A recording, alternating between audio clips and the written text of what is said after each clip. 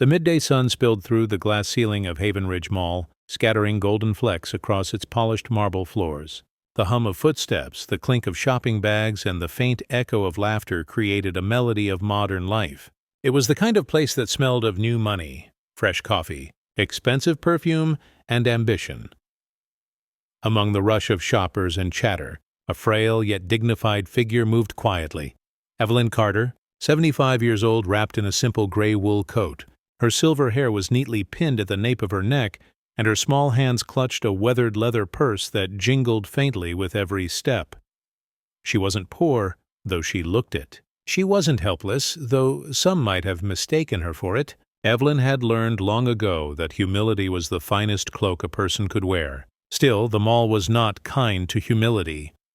She paused in front of the glowing glass storefront of Serenity Boutique, a luxury accessories store known for overpriced handbags and cold smiles. Behind the counter stood Rachel Bennett, a young sales associate with a face too pretty to hide her arrogance. Rachel's lips were painted crimson, her blonde hair tied into a sleek ponytail that swished like a whip when she turned.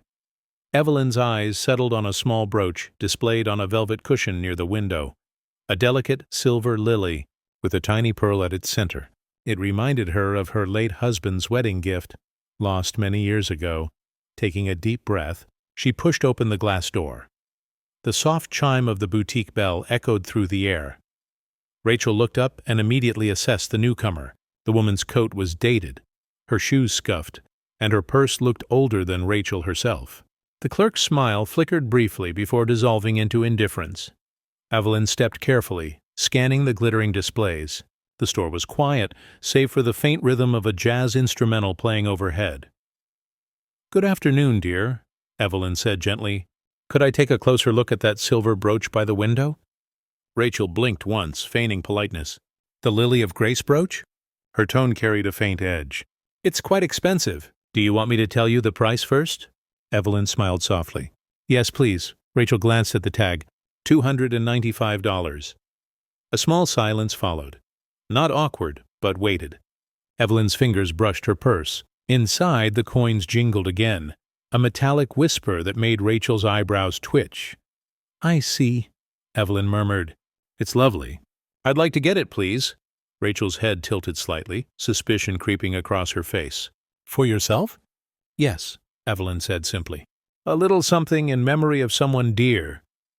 Rachel's eyes flickered toward another clerk, Linda Morales, who had been folding scarves at the counter. Linda stifled a smile. Rachel's voice turned sugary. "Of course. Let me get that for you." As Rachel reached for the display case, her eyes darted to the purse in Evelyn's hand. Every clink of those coins seemed to mock the sterile silence of luxury. She thought, why do people like her even come in here? Evelyn's hands trembled slightly as she placed her purse on the glass counter. She began counting. 1 coin, 2, 3, neatly and patiently, as though each coin was a memory. Rachel leaned forward, her arms folded, tapping her manicured nails on the glass. "We usually take cards or cash, ma'am," she said, stretching the word ma'am until it dripped with condescension. "These are cash, dear," Evelyn replied, smiling faintly. Linda giggled quietly behind the counter. Rachel forced a laugh. "I mean, we don't usually accept coins for high-value items like this. You know, it's not appropriate." Evelyn looked up, her soft brown eyes steady. "Is money not money, child?" Rachel blinked. "Well, yes, but..." Evelyn asked, her voice gentle but firm. Rachel felt heat crawl up her neck. "It's just unusual, that's all." Evelyn nodded slowly as if she understood something far deeper than what was being said. "Yes. Sometimes what's unusual reveals what's truly inside people." A silence fell. Rachel turned away, embarrassed and defensive. Linda whispered something, and both giggled under their breath. Evelyn's fingers paused mid-count.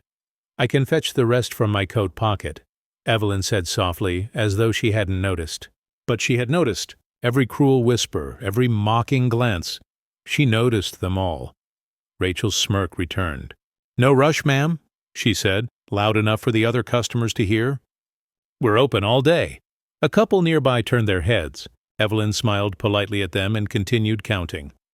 At that moment, Samuel Price, the assistant manager, emerged from the back room. His kind eyes darted between Rachel and the old lady. He recognized discomfort when he saw it. "Everything all right here?" he asked. Evelyn looked up and smiled. "Just fine, son. I'm almost done." Samuel nodded but stayed close, his intuition prickling. He'd seen this clerk's arrogance before. Rachel sighed dramatically. "Ma'am, you don't have to—" But Evelyn raised a hand. "Patience, child. Life has taught me that even small things deserve time." The phrase hung in the air, simple but profound. By the time Evelyn finished, the little stack of silver and copper coins gleamed like an offering. Rachel looked down at them, visibly unimpressed. "You really don't have a card, ma'am?" "I don't believe in cards," Evelyn said softly. "I believe in what's real, what you can hold." Rachel rolled her eyes and forced a smile. "Right. Well, I'll check if we can even process that many coins." She turned away, muttering to Linda, "Can you believe this? Some people still live like it's the Stone Age." Evelyn heard it. Her lips curved into a gentle smile, but her eyes told another story. Sadness touched with knowing. Rachel went to the back, still talking under her breath. Samuel leaned slightly toward Evelyn. "I'm sorry, ma'am," he whispered. "She shouldn't have spoken to you that way." Evelyn nodded. "I know, son. But don't worry. Life has a way of teaching lessons. Sometimes quietly, sometimes loud." Samuel didn't fully understand, but something in her tone made him uneasy. When Rachel returned, she spoke louder than necessary. "Yeah, so we can't accept more than $20 in coins. Company policy." There was no such policy. Evelyn sighed softly, picked up her coins one by one, and slipped them back into her purse. "I see," she said, her voice steady. "Then I suppose the brooch isn't meant for me after all." She straightened her scarf, smiled politely, and turned to leave. Rachel muttered, "Probably for the best," under her breath. Evelyn paused at the door, glancing back once. Her eyes met Rachel's for just a second. Calm, unflinching, quietly powerful. Then she stepped out into the mall's golden light. Rachel chuckled. "Unbelievable," she said to Linda. "Who does that?" "Paying with coins?" Linda shrugged. Maybe she thought this was a thrift store. Their laughter echoed faintly through the boutique, cruel and hollow, but the camera in the corner blinked its red light quietly, recording everything. Outside, Evelyn walked slowly through the corridor, her footsteps measured. She stopped by the railing overlooking the atrium below. Stores glittering, fountains gushing, people moving like streams of light. A faint smile touched her lips. She whispered to herself, "Patience, Evelyn, patience." And as the mall's intercom played soft classical music overhead, she walked away, leaving behind her coins, her humiliation, and the first spark of a plan that would change everything. The air inside Serenity Boutique felt colder now. The polished scent of new leather and perfume mixed with the sharp sting of judgment. Evelyn Carter still stood at the glass counter, coins resting in her wrinkled palm, glimmering softly under the white lights. Rachel Bennett, the young clerk with the crimson lipstick, leaned toward her co-worker, Linda Morales, whispering behind a half-covered grin. "Unbelievable," Rachel murmured. "Who even carries coins anymore?" Linda giggled quietly, pretending to rearrange a display of scarves. "She probably doesn't even have a debit card."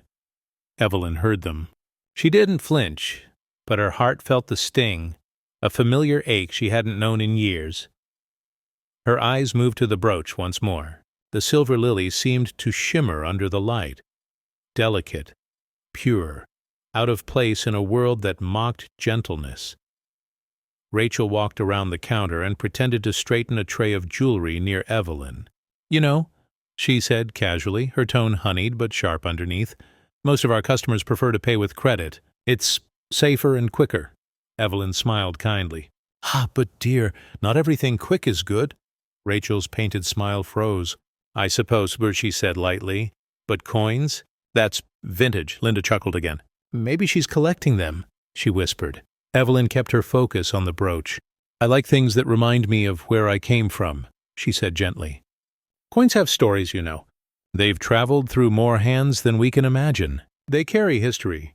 Rachel tilted her head. "That's cute," she said. It wasn't a compliment. Samuel Price, the assistant manager, lingered nearby, his posture stiff. He had seen this before. Not just arrogance, but the cruelty of the privileged who didn't know they were poor in spirit. He glanced toward the mall security camera in the corner and frowned. Evelyn slowly placed the coins on the counter again, neatly stacked, each one catching the light. She counted softly under her breath, her voice calm, her eyes steady, but the air around her buzzed with snickering whispers. Rachel sighed audibly and tapped her manicured nails on the glass. "Are you sure you can afford it, ma'am?" she asked loudly enough for nearby customers to hear. Several heads turned. Evelyn's hands paused mid-count. Her shoulders stiffened slightly, but she didn't look up. Samuel stepped forward. "Rachel," he said sharply, "that's enough." Rachel blinked at him, pretending innocence. "I'm just making sure the lady understands the price, Sam." Evelyn raised a hand gently. "It's all right," she said. The young have a way of learning through words they shouldn't have spoken. Rachel's lips parted slightly. She wasn't used to old women answering with such calmness. No anger, just grace that felt heavier than any insult. Evelyn resumed counting. Her hands were delicate, trembling slightly, but steady in intent. When she reached the final coin, she smiled. "There, that should do it." Rachel peered down at the little pile, her expression smug. "We don't really accept that many coins for high-value items, ma'am. It's not practical." Evelyn tilted her head. "But they're all legal tender, aren't they?" "Yes, but—" Rachel trailed off, realizing she didn't have a real argument. "It's just policy." Samuel shot her a sharp glance. "There's no such policy," he said quietly. Rachel ignored him. "You could always go to the bank and exchange them for cash," she said to Evelyn, plastering on a fake smile. Evelyn met her eyes with a look so calm it unsettled Rachel. "And lose the stories those coins carry?" she asked softly. "I think not." The words hung in the air, poetic and piercing. Rachel laughed nervously, trying to mask her discomfort. "Well, if that's how you want it.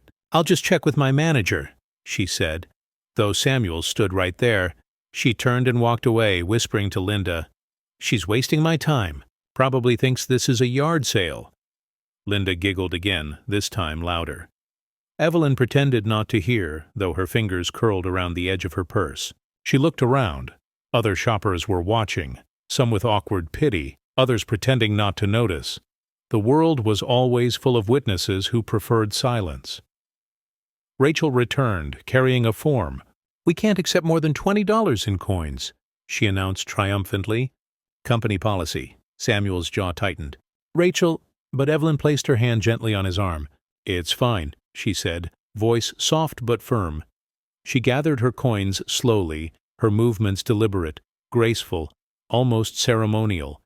Each coin slipped back into her purse with a soft chime. Clink, clink, clink. When she was done, she looked at Rachel, her eyes neither angry nor tearful, just steady. "Child," she said quietly, "remember that the way you treat those with less tells the world what you truly have." Rachel blinked, uncertain whether she was being scolded or taught. Evelyn adjusted her scarf and added, almost as an afterthought, "Wealth isn't always what shines. You know." Rachel smirked faintly. "Sure. Have a nice day, ma'am." Evelyn smiled, nodded once, and turned to leave. Her reflection shimmered faintly in the glass door, an old woman fading into the mall's golden light, her dignity intact. As she walked away, Rachel and Linda burst into quiet laughter. "Did you see that?" Linda whispered. "She really tried to buy jewelry with pennies." Rachel rolled her eyes. "People like her shouldn't even walk in here." They didn't notice Samuel staring at them, his face expressionless, disappointment written in every line. He glanced toward the corner camera again, the little red light blinking steadily, recording every cruel word, every sneer, every coin clink. Outside, Evelyn paused for a brief moment beside a marble pillar, steadying herself. She took a deep breath, the faint scent of coffee and mall perfume filling her lungs. Her eyes flicked toward the boutique, its shining logo, its shallow laughter. Then she whispered, almost to herself, "Not everyone who laughs is happy, and not everyone who bows is weak." And with that she walked away, the sound of her coins following her like distant bells. The boutique's interior hummed with a brittle kind of civility, glass cases arranged with mathematical precision, price tags aligned like strict little soldiers, and soft classical music that suggested refinement and education. Outside, the mall continued its gentle roar of commerce. The hiss of espresso machines, the murmur of couples comparing purchases, the occasional squeal of a toddler alarmed by a balloon. Inside Serenity Boutique, the air had become an arena. Evelyn Carter stood at the counter, a small, neat pile of coins before her. She had counted them deliberately, each clink a tiny ritual. To her, each coin bore a fragment of a story. Hands that had held them, journeys that had carried them. Meals bought, kindnesses traded, a life measured in small acts of modest perseverance. To Rachel Bennett, they were an inconvenience, a spectacle, a curiosity. Sam? Rachel's voice carried across the boutique like someone ringing a bell. This is ridiculous. She's insisting on paying with coins. The word came out like a small verdict. Samuel Price, who'd tried to tread the line between manager and mediator, kept his face controlled. But the discomfort in his eyes was real. He had watched Evelyn place every coin on the counter with practiced care. He had watched Rachel's expression tighten like a fist. "Rachel," Samuel said quietly, "please treat the customer with respect." Rachel flashed a smile that never reached her eyes. "Of course," she agreed, but her tone made small mockery of the promise. "I'm only checking how to process all this change." She made a show of rifling through a drawer, producing a small, official-looking memo that bore a corporate logo. It looked authoritative enough to silence murmurs. Evelyn watched, head bowed slightly, hands resting on the edge of the counter. She could have been angered. Anyone would have been. But anger had long since been washed clean from her manner by a lifetime of quieter, stronger responses. She had survived worse indignities than a clerk's snide comment. She had lived through winters with less, summers with more hunger, nights with more loneliness than most could count. What she carried instead was a steady dignity, the kind that didn't burn bright but endured. Rachel, sensing an audience, raised her voice. "We can't accept more than $20 in coins. That's company policy." She said the phrase twice, like an incantation meant to clinch whatever pity might otherwise be felt for the old woman. Samuel stared at the memo. The corporate line was thin and ambiguous. It did not, in truth, address $5 or 50 pennies or phalanxes of quarters. But in the theater of small cruelties, rules can be stretched into weapons. "Ma'am," Rachel said, theatrically helpful, "if you don't have a card or cash, we can hold the brooch for you while you go to the bank." She let the sentence dangle. The implication was obvious.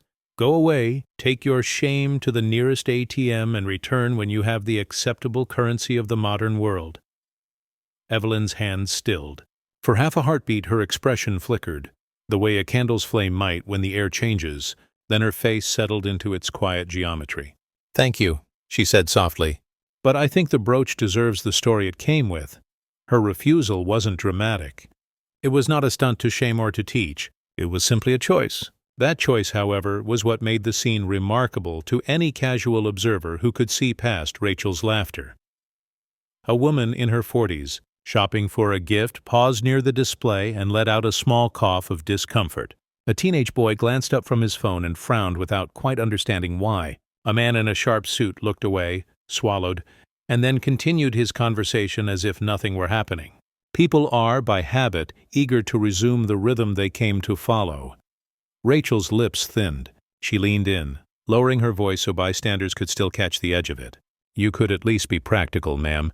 Nobody's impressed by sentiment when they own what they sell." The laugh that followed, small and stilted, was meant to put punctuation to the humiliation. Evelyn did not rise to the provocation. Such bait had been set many times before in her life. She recognized the shape of it now. She slid her hand into her purse again and withdrew another coin, laying it down as though it were a gem the size of a memory. The coin's surface reflected the boutique light like a small, mild star. The sound, clink, became the loudest thing in the shop. It was absurd how loud coins could be when you needed them to be silent. The other customers shifted. One couple instinctively drew closer to the display, legs forming a protective wedge around the brooch as if they could shelter it from the cheapness of mockery. Someone whispered, "How rude!" As if etiquette could substitute for intervention, Samuel took one step toward Evelyn. "Ma'am, if—" he began. "Please," Evelyn interrupted in the most gentle tone. And somehow that single small word contained both distance and grace. Let it be. I don't wish to make a show. I simply want to do this honestly. Rachel's eyes flashed. Honesty doesn't buy jewelry in here, she said, voice brittle now. She set the memo on the counter as though it were carved granite. It buys trouble. You don't belong in places like this with coins. You should be somewhere more appropriate. The choice of the word appropriate was precise. It cast Evelyn as an aberration, a misplaced relic whose presence spoiled the color palette of modern commerce. Evelyn rose slightly, leaning on the counter with both hands, the knuckle of her index finger white with pressure. The people in the boutique seemed to hold their breath. For the first time, a ripple of something like pity crossed Rachel's face, but it was quickly stamped out by the demand to maintain superiority. I think I will take my leave, Evelyn said. There was no edge in the voice, only the fatigue of one who has learned the contours of a cruel world and chosen a quiet map out of it. As you wish, Rachel said, a small triumph in her tone. She returned the brooch to its velvet nest with a tiny flourish. Evelyn gathered the coins with methodical slowness. Each coin slipped into the worn leather of her purse like a bead in a memory necklace. The melody of metal, clink, clink, clink, followed her as she stood. She moved toward the door. For a moment, the glass made her reflection double. An older woman, her shoulders bent a fraction, reflected into the bright rectangle of the mall beyond. Sunlight spilling like forgiveness. In that reflected frame, something small and sharp lodged itself into Rachel's chest. The realization of how small and transient her cruelty looked from the outside. But it did not show on Rachel's face. She smiled to the room, a small victory smile, and exchanged an elbow nudge and a snort with Linda. Evelyn's steps were measured, not hasty. She paused once at the threshold, one hand on the door, one on the purse. The world beyond the glass felt too loud for what she carried, but she stepped forward anyway. As the bell chimed and she passed through, you might have thought that the incident would end there, like a pebble dropped into a large, fast stream. But pebbles have ways of finding eddies.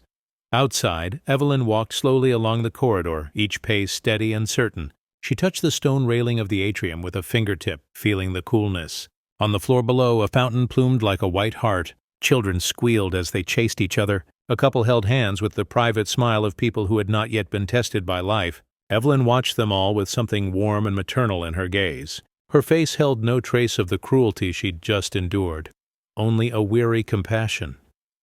Patience, she murmured to herself under her breath. It was a word that had carried her through the emptiest seasons of her life. But when she turned the corner, she almost collided with Mr. Thomas Briggs, the mall's security officer. Thomas was a solid man in his 50s with a salt-and-pepper mustache and a gentleness that shaded his sternness. He wore his uniform like a man who took his duty seriously, but thought twice before judging. He had seen Evelyn many times, sometimes at the food court, sometimes speaking gently with a vendor, sometimes sitting on a bench feeding pigeons small bits of pastry. "Evelyn?" he said, surprised. He had watched much of the exchange on the boutique camera, and his face had been troubled. Evelyn gave him a small, tired smile. Thomas, just passing through. He looked at the way her shoulders hunched, at the coins barely audible in her purse. "You okay?" he asked, voice low. Evelyn's eyes softened. "I will be," she replied. "But thank you for asking." Thomas paused. "If you'd like, I can—" he began. "No," Evelyn said, and her voice held the kind of finality that eased a man's worry. "No, thank you. I'll be fine." Thomas watched her go, a protective flush on his face. He didn't know then that the moment would persist in his memory. He didn't yet know he'd be a witness to what came next. Evelyn's figure grew small as she walked away, but the weight of the moment remained in the space she left behind. A small disturbance in the smooth flow of the mall, like an old song remembered in a brand-new room. The sound of her coins faded, but it left a reverberation that would, in the coming days, resonate through security footage and office emails and private encounters. And somewhere amid the daylight and the perfume, a plan began, not like a trumpet blast, but as a steady, unhurried resolve, the sort that had carried Evelyn through a century of winters and taught her that sometimes patience is not passivity but preparation. The mall's rhythm had a way of swallowing small dramas whole, folding them neatly into its current like a seamstress tucks fabric under a hem. Yet some moments leave a snag, a pull on the weave of normalcy that, though invisible at first glance, eventually unravels something important. Evelyn Carter's departure from Serenity Boutique was one such snag. After she had gathered her coins and walked out, she did not flee. She did not run in the way the heart sometimes urges. Instead, she moved with deliberation, as if walking through a room she had known all her life. The bell's soft chime closed behind her, a punctuation mark that set the scene into motion for what would come next.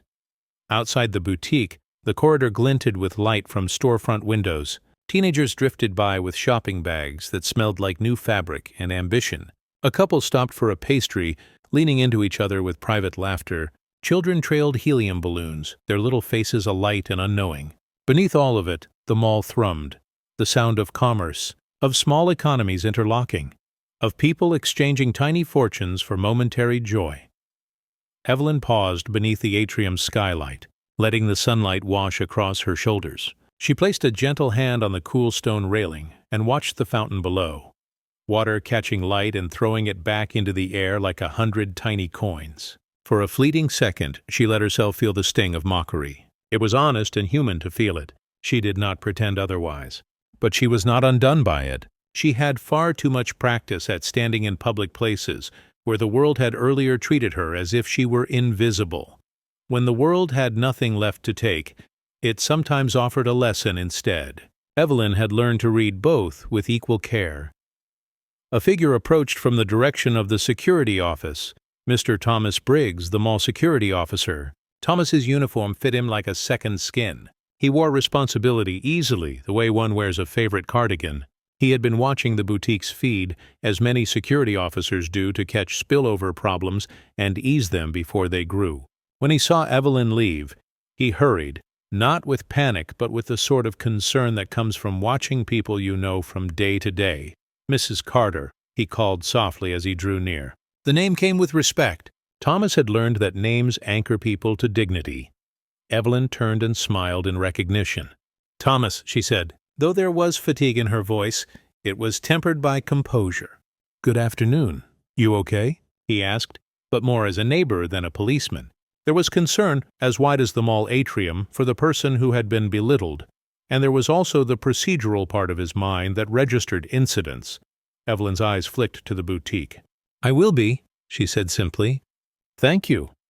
Her hands were steady, but Thomas noticed the small tightness in the lines beside her mouth. It gave him a pinch of worry. "Do you want me to check on anything? Speak to them?" he offered. Evelyn shook her head gently. No, you do your job, Thomas. I will do mine." Her voice carried that quiet insistence that suggested she would not be rushed or frightened into a reaction she didn't choose. For a man like Thomas, that was a commanding kind of humility. He hesitated a moment longer, considering what to say. "If you change your mind, Mrs. Carter," he said, "just let me know." Evelyn's smile deepened, a small, grateful curve. "I will."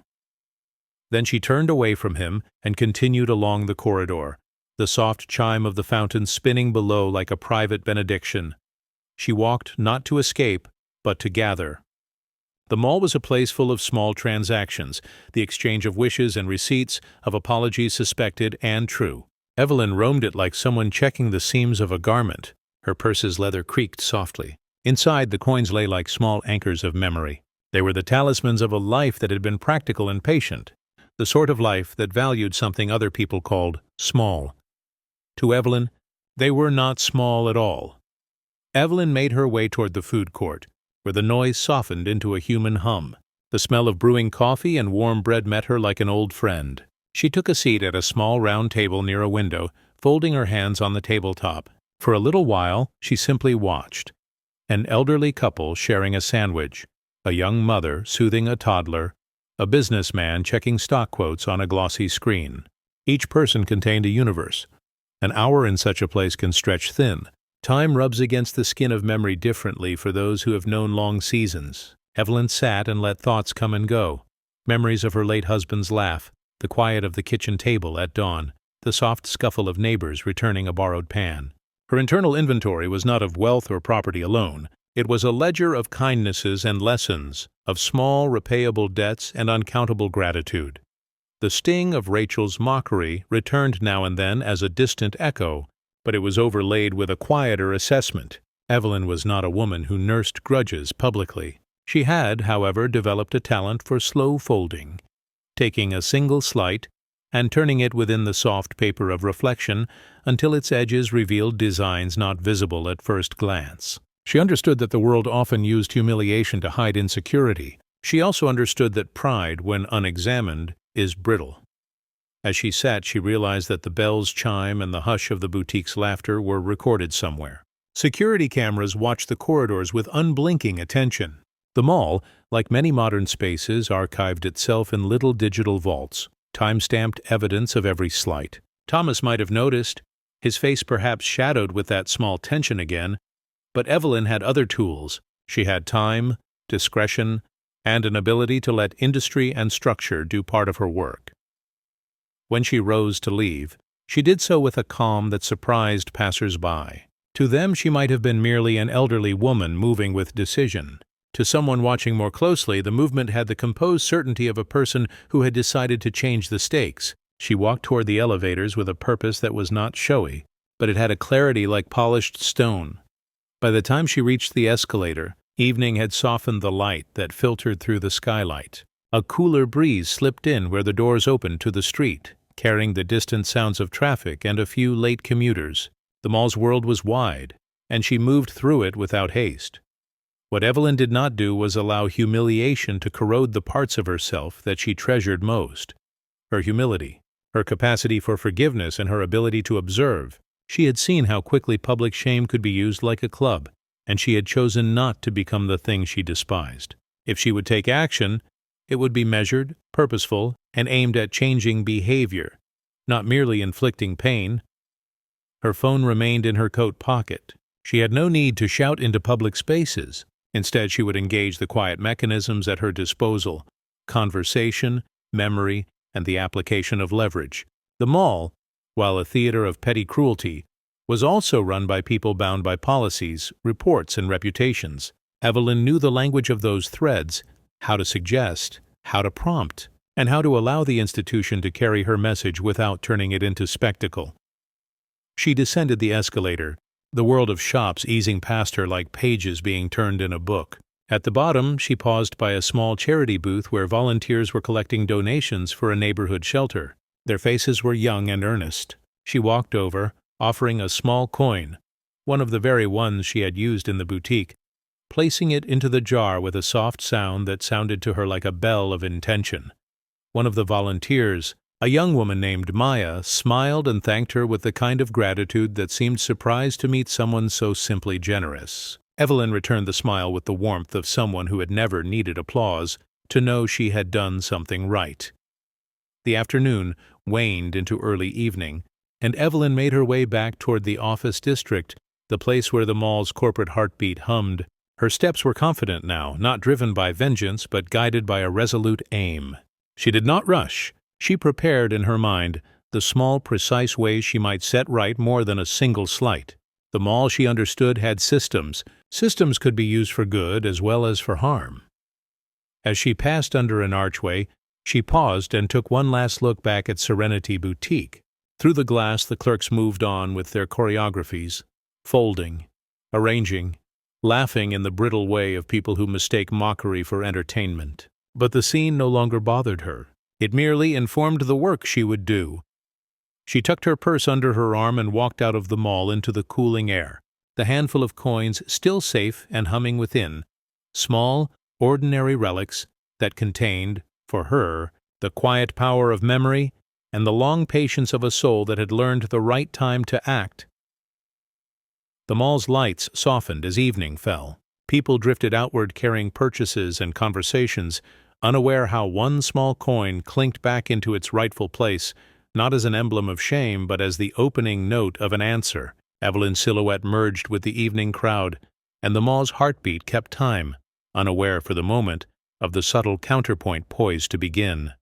Night had draped itself across Haven Ridge Mall like a soft blanket, muffling the echoes of the day. The shops were closing one by one. Metal shutters rattled softly as they descended, locking away the day's commerce and conversation. Cleaning staff moved through the wide corridors like quiet ghosts, their carts rolling on rubber wheels, their reflections blinking in the polished marble floor. Up on the mezzanine level, inside the mall's small security office, Mr. Thomas Briggs sat before a wall of screens. Each flickering square showed a different slice of the mall's world. The food court with its empty tables, the darkened cinema hallway, the main atrium with its still fountains. But one screen caught his eye. Camera 47, overlooking Serenity Boutique. Thomas leaned back in his chair, a deep sigh escaping his chest. The incident he'd watched that afternoon still gnawed at him. He had seen thousands of things happen in that mall. Thefts, pranks, the occasional scuffle. But something about that moment, about the store clerk mocking the old black lady's coins, unsettled him in a way that no shoplifting ever had. It wasn't crime, it was cruelty, and cruelty, he believed, left a heavier mark than any broken law. He rewound the footage slowly. The sound wasn't recorded, only images, but he didn't need audio to understand. He watched again as the elderly woman, Evelyn Carter, set her coins on the counter, watched as the clerk laughed with her coworker, watched the woman gather her things and leave with that same quiet grace that haunted him still. The soft glow from the monitors lit Thomas's face, a landscape of kindness and weariness carved by decades of honest work. He rubbed his chin and muttered, "People forget cameras see everything." The footage looped again. Evelyn's trembling hands, the mocking tilt of Rachel's head, the laughter frozen in silent film. Thomas's jaw tightened. He pressed pause and studied the image, a single frame showing Evelyn's reflection in the boutique glass as she turned to leave, Rachel laughing behind her. The contrast stung him. One figure humbled, another proud, but only one of them truly strong. He leaned forward, elbows on his knees, and whispered to himself, "You didn't deserve that, ma'am." Thomas reached for his notebook, a small, worn leather pad he carried more from habit than duty, and jotted a note. Incident: Serenity Boutique, approx 2:35 p.m. Customer, elderly woman, black gray coat, humiliated by clerk. He paused, pen hovering. Then he added under it, "Footage saved separately. Potential HR issue." The words felt too small for what he'd witnessed. He flipped the notebook shut and swiveled toward the main console, opening the system's archival folder. The camera feed flickered as he created a backup copy. He named it plainly, Incident 47, ecarter.mp4. When the file icon appeared, he stared at it for a long while. It glowed softly, an unassuming rectangle of data. But within it, something moral burned quietly. He inserted a flash drive and transferred the footage, the progress bar crawling slowly across the screen. Each percentage ticked upward like the measure of his conviction. As the final ding sounded, Thomas removed the drive and slipped it into his uniform pocket. He sat back, exhaling deeply. "You did the right thing," he told himself, though he wasn't entirely sure yet what right would mean. He looked up at a framed photograph pinned to the corkboard above his desk. It was of an older woman with soft eyes and a church hat, his late mother. She had raised him on lessons of respect. "Son, when you see wrong and you stay quiet, you share the blame." The words echoed through his mind like a church bell. Thomas rose from his chair, stretched, and looked out the small window that faced the empty atrium below. The mall at night was strangely beautiful, all glass and reflection, the still fountain catching fragments of the overhead lights. Somewhere down there, hours ago, Evelyn Carter had stood under that same light, gathering her coins with dignity no mockery could erase. He shook his head slowly. "People don't know who they're talking to half the time," he murmured. "They just see what's in front of them." As if to punctuate the thought, a cleaning woman passed by outside the office, pushing a mop bucket. She smiled at him through the glass. He nodded back. "Evening, Rosa," he said. She grinned. "Good night, Mr. Briggs," and kept moving. Thomas smiled faintly, then sat back down. He scrolled through the security feed again. The boutique was dark now, its neon sign dimmed. Rachel and her coworker had clocked out hours ago, unaware that their smirks had been immortalized in pixel and timestamp. Thomas knew mall politics, how incidents could get buried, how customer relations often meant damage control. He'd seen apologies offered only when reputations were at stake, but this deserved to be seen, and he suspected that if Mrs. Carter ever wanted it, justice could be served in a way even the loudest apology couldn't match. He thought of her calm eyes, her soft voice, the steadiness with which she'd left the store. She hadn't shouted or demanded attention, There was power in that restraint. He didn't know yet that she held more authority than anyone in that mall, but he could feel it. Some people carried quiet power, the way others carried keys. The office clock ticked toward 10 p.m. Thomas reached for his thermos of lukewarm coffee and took a sip. The bitterness suited the night. Then he opened his email and began typing a short note to the mall's general operations inbox. Just enough to flag the issue. Subject: Incident Report. Potential customer mistreatment. Body: Please note an observed incident today, approximately 2:35 p.m. at Serenity Boutique. Elderly customer was visibly disrespected by staff, Rachel Bennett and Linda Morales. Video footage saved. Recommend HR review for customer service training and compliance. T. Briggs, Security Office. He reread it once, then clicked Send. He didn't sign it, Thomas, or add thank you, or try to soften it. Some truths didn't need varnish. Satisfied, he stood and turned off the monitor bank. The screens dimmed one by one until only the reflection of his face stared back, tired, lined, but peaceful. He locked the office, his heavy keyring jingling faintly, echoing the sound of Evelyn's purse from earlier that day. Coins and keys, both carried small powers. He walked the length of the darkened hallway, the distant hum of cleaning machines following him. Outside, rain had begun to fall, slow, deliberate drops pattering against the skylight.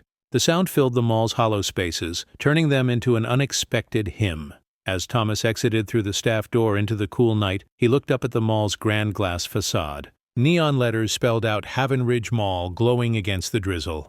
The name felt suddenly ironic. Haven for some, maybe, but not for all. He reached into his pocket, touched the flash drive, and smiled faintly. "We'll see," he said softly. "We'll see what kind of haven this really is." The morning light over Haven Ridge City broke soft and golden, slipping through a mist that clung to the glass towers like memory reluctant to fade. Down below, traffic hummed. Delivery trucks lined up at mall loading bays, and the quiet thrum of business began its daily rhythm. But on the top floor of a glass building 2 blocks away, the Haven Ridge Mall Management Tower, a different rhythm stirred. The silence there was rich, not empty. It was the silence of authority, of decision-making, of people who controlled entire worlds with a signature. And into that silence stepped Evelyn Carter. She wore an elegant cream coat today, a single string of pearls at her neck, her silver hair brushed to a graceful sheen. Gone was the worn purse of yesterday, replaced by a structured handbag of quiet sophistication. But her eyes, soft and steady, were the same, carrying the same compassion, the same patience, and the same quiet fire that no one at Serenity Boutique had bothered to see. The receptionist, a young woman in navy blue, straightened in her chair. "Good morning, Mrs. Carter," she said respectfully, standing. "Would you like me to call Miss Hale?" Evelyn smiled. "Yes, dear. Tell her I'm ready for our meeting." As she spoke, the morning light struck her face, illuminating the faintest smile, a smile that could be mistaken for serenity but was, in truth, strategy cloaked in grace. Moments later, Margaret Hale, her trusted executive assistant, appeared at the glass doors. Margaret, efficient and composed, had worked with Evelyn for 15 years through real estate booms, expansions, and crises. She admired her employer's uncanny calm in all storms. "Good morning, Mrs. Carter," she greeted warmly. "The board meeting is prepped. Mr. Daniel Carter is already inside with the reports." Evelyn nodded. "Thank you, Margaret. Let's not keep them waiting." The elevator opened into the executive boardroom, a long chamber lined with windows overlooking the city. The skyline glimmered like a jeweled promise. Inside, a small team of senior executives stood as Evelyn entered. Not because she demanded it, but because respect rose naturally when she walked into a room. Daniel Carter, her nephew and the mall's financial controller, smiled. "Morning, Aunt Evelyn," he said, pulling out a chair for her at the head of the table. "We've got the quarterly results ready. Numbers look strong as always." Evelyn sat, smoothing her coat, her expression thoughtful. "Good, let's hear them." Daniel launched into figures, tenant revenues, occupancy rates, upcoming expansions. Evelyn listened, nodding, occasionally asking a precise question that revealed how sharp her mind remained. Her calm authority filled the room without a word of boast. When the discussion turned to tenant behavior and store performance, Evelyn lifted a hand. Before we finalize anything, I'd like to discuss something that happened yesterday at one of our properties. Serenity Boutique. Ground floor, East Wing. The room quieted. Carla Jenkins, the operations manager, glanced up from her notes. Yes, ma'am. I saw a preliminary report from security. A customer service issue? Evelyn's tone remained even. A severe one. She opened her handbag and drew out a printed email. The one sent by Thomas Briggs. A mall security officer forwarded me this. Apparently one of our clerks publicly mocked an elderly customer who tried to pay with coins. Daniel frowned. That's unacceptable, he said. We should suspend her. Evelyn's gaze moved slowly from face to face. Do you know, she said softly, that elderly customer was me? The silence that followed was absolute. Carla blinked, mouth slightly open. Ma'am, you... Yes, Evelyn said, calm but firm. I walked into that store dressed simply. I wanted to see how our tenants treated their customers, the everyday people who keep these lights on. And what I saw was arrogance, ridicule, and cruelty. Daniel's eyes widened in disbelief. They mocked you? Evelyn nodded once. Yes, but that's not the tragedy. The real tragedy is that they might have mocked anyone that day. Any grandmother, any pensioner counting her savings, any single mother trying to buy a gift. I simply happened to be the one they chose. Margaret's face hardened with quiet outrage. Do you want me to arrange a formal audit? Evelyn leaned back, interlacing her fingers. Yes, but not an ordinary one. I don't want them punished in ignorance. I want them educated through consequence. We'll begin with an anonymous service quality audit. Then we'll hold a full ethics workshop for every tenant under this roof. Daniel nodded slowly. And the clerk? Evelyn's voice was steady, her gaze unwavering. She will have her chance to explain herself. I don't wish for revenge. I wish for reflection. The words hung in the air, heavy, graceful, final. Evelyn turned her chair slightly toward the window. The city stretched before her like a living canvas. Cars gliding, people hurrying, sunlight striking mirrored towers. To anyone else, she might have looked simply thoughtful, but to those who knew her, that posture meant decision. Margaret broke the silence softly. Mrs. Carter, she said, do you want the operations team to inform security that you were the customer? Evelyn smiled faintly. Not yet. Let the lesson unfold quietly. True learning doesn't come from fear. It comes from recognition. Carla exhaled. Understood. Evelyn turned back to them. Schedule the audit. Begin today. And have Thomas Briggs receive a commendation. He saw what others might have ignored. Daniel looked at her, pride in his eyes. You're remarkable, Aunt Evelyn. She gave a small smile. No, dear. I've just lived long enough to understand that dignity must never be loud, but it must always be firm. As the meeting concluded, Evelyn rose and walked to the window. Below her, the mall looked small. Just another part of the empire she had quietly built. But her thoughts weren't about wealth. They were about value, the kind you can't tag or scan at a register. She remembered her younger days, working double shifts, saving pennies, buying her first small rental property, then another, until slowly, through decades of patience, she built an empire brick by brick. She had promised herself one thing, never to forget the weight of every coin that bought her future. And yesterday, when that girl mocked her coins, she had been reminded of that promise. Evelyn touched the glass lightly, her reflection superimposed over the skyline. We forget ourselves, she murmured, when we forget where we came from. Behind her, the staff gathered their notes, humbled and inspired. Margaret lingered by the door. Mrs. Carter, she said gently, you always teach us something when you're angry. Evelyn chuckled softly. That's because anger, when tempered with purpose, can build rather than destroy. As they left her office, Evelyn remained by the window a while longer. The world below continued unbothered. Shoppers, workers, the dance of modern life. But something had shifted. Justice had quietly begun to move, not with fire or fury, but with the soft, steady steps of wisdom. She turned toward her desk, where a single small velvet box sat, the very brooch from the boutique, now resting on her table. Samuel Price, the assistant manager, had sent it with a handwritten note that morning. For Mrs. Carter, I'm sorry for what you endured. You deserved better. Evelyn smiled, touched the box, and whispered, Some people see. That's enough. Then she opened her planner, uncapped her pen, and wrote a single phrase at the top of a blank page. Respect has no price tag. The words would soon become her quiet campaign across every store in the mall. When you have lived long enough, you learn that some corrections are best administered like a careful gardener prunes a vine, quietly, without drama, with an eye on how the whole will grow afterward. Evelyn Carter had spent a lifetime learning the shape and the language of patient power. The episode at Serenity Boutique had not been an accident to be shrugged off. It was a symptom of something broader, a culture that sometimes rewarded the quick laugh and punished gentleness. She did not want spectacle. She wanted change. Back in her office, a space of warm wood, low light, and photographs of the neighborhood through decades, she gathered the people she trusted most. The team was small but decisive. Margaret Hale, faithful executive assistant and confidant, Daniel Carter, her nephew and financial controller, Carla Jenkins, operations manager whose clipboard was as much a weapon as any policy, and Thomas Briggs, the security officer who, by his quiet conscience, had brought the incident to her attention. The conference room smelled faintly of lemon oil and coffee. Outside, the city hummed along its same tracks. Inside, the air carried a different current. Purpose.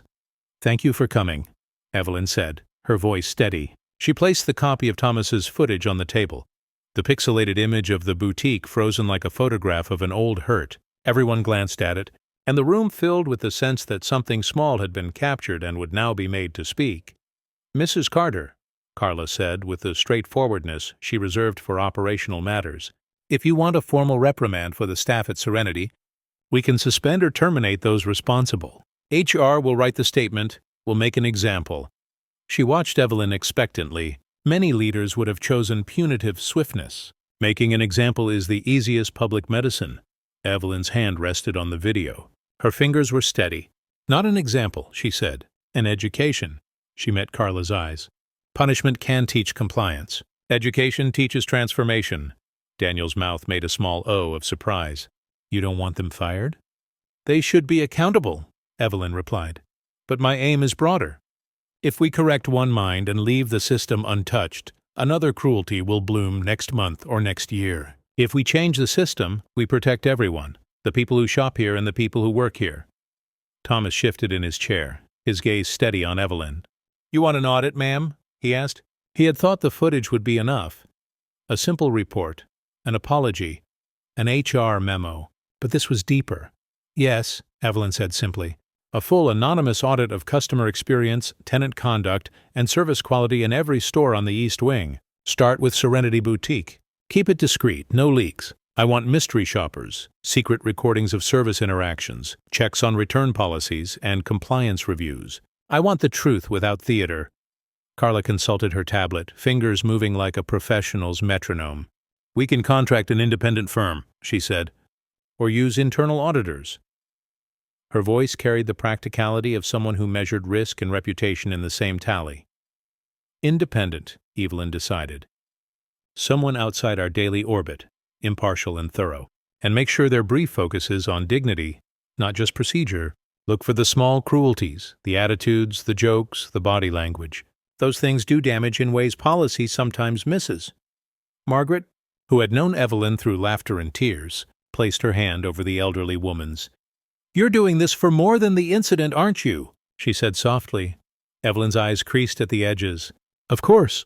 The brooch was a single beat. The broader song is how we treat the people who sustain us. Respect is not transactional. Respect is constant. Daniel's fingers tapped the table. "We'll begin today. I'll sign off on whatever budget is required for an external review and arrange anonymity. Thomas, I'll need you to coordinate the footage transfer and any security logs the auditors request." Thomas nodded. "I've already backed up the file and labeled it. I can provide time-stamped footage and incident notes without drawing attention." "Good," Evelyn said.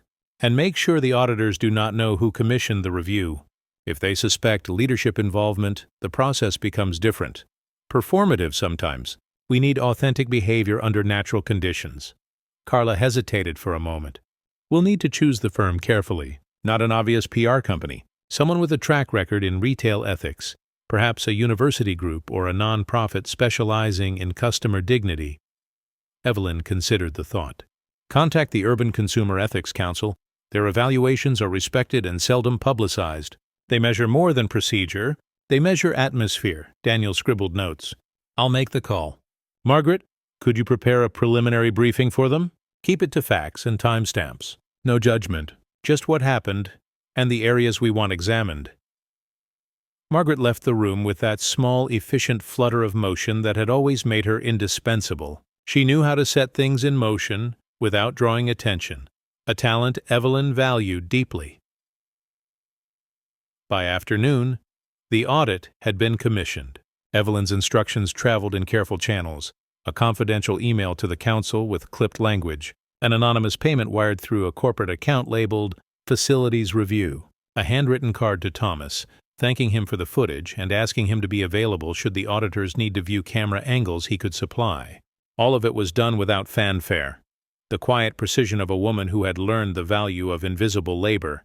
The auditors arrived 3 days later. They moved through them all like quiet investigators in sensible shoes.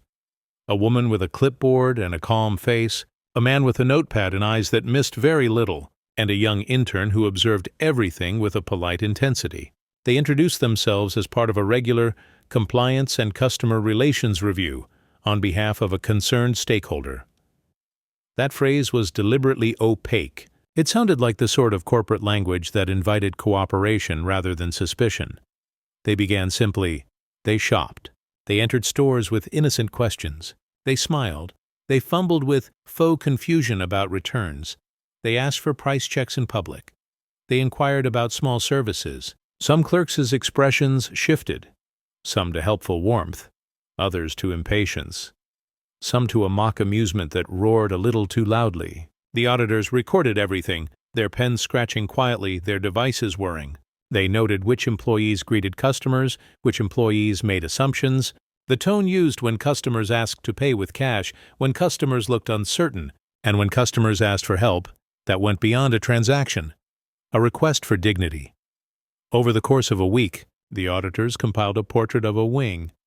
Cheerful professionalism here, condescension there, small humiliations in corners you might never notice until someone with a list walked by and counted them. The findings were not dramatic in headlines, but deep in consequence. A pattern of micro-insults, of jokes told in the break room about odd customers, of inconsistent policies that were enforced only when it served a clerk's comfort.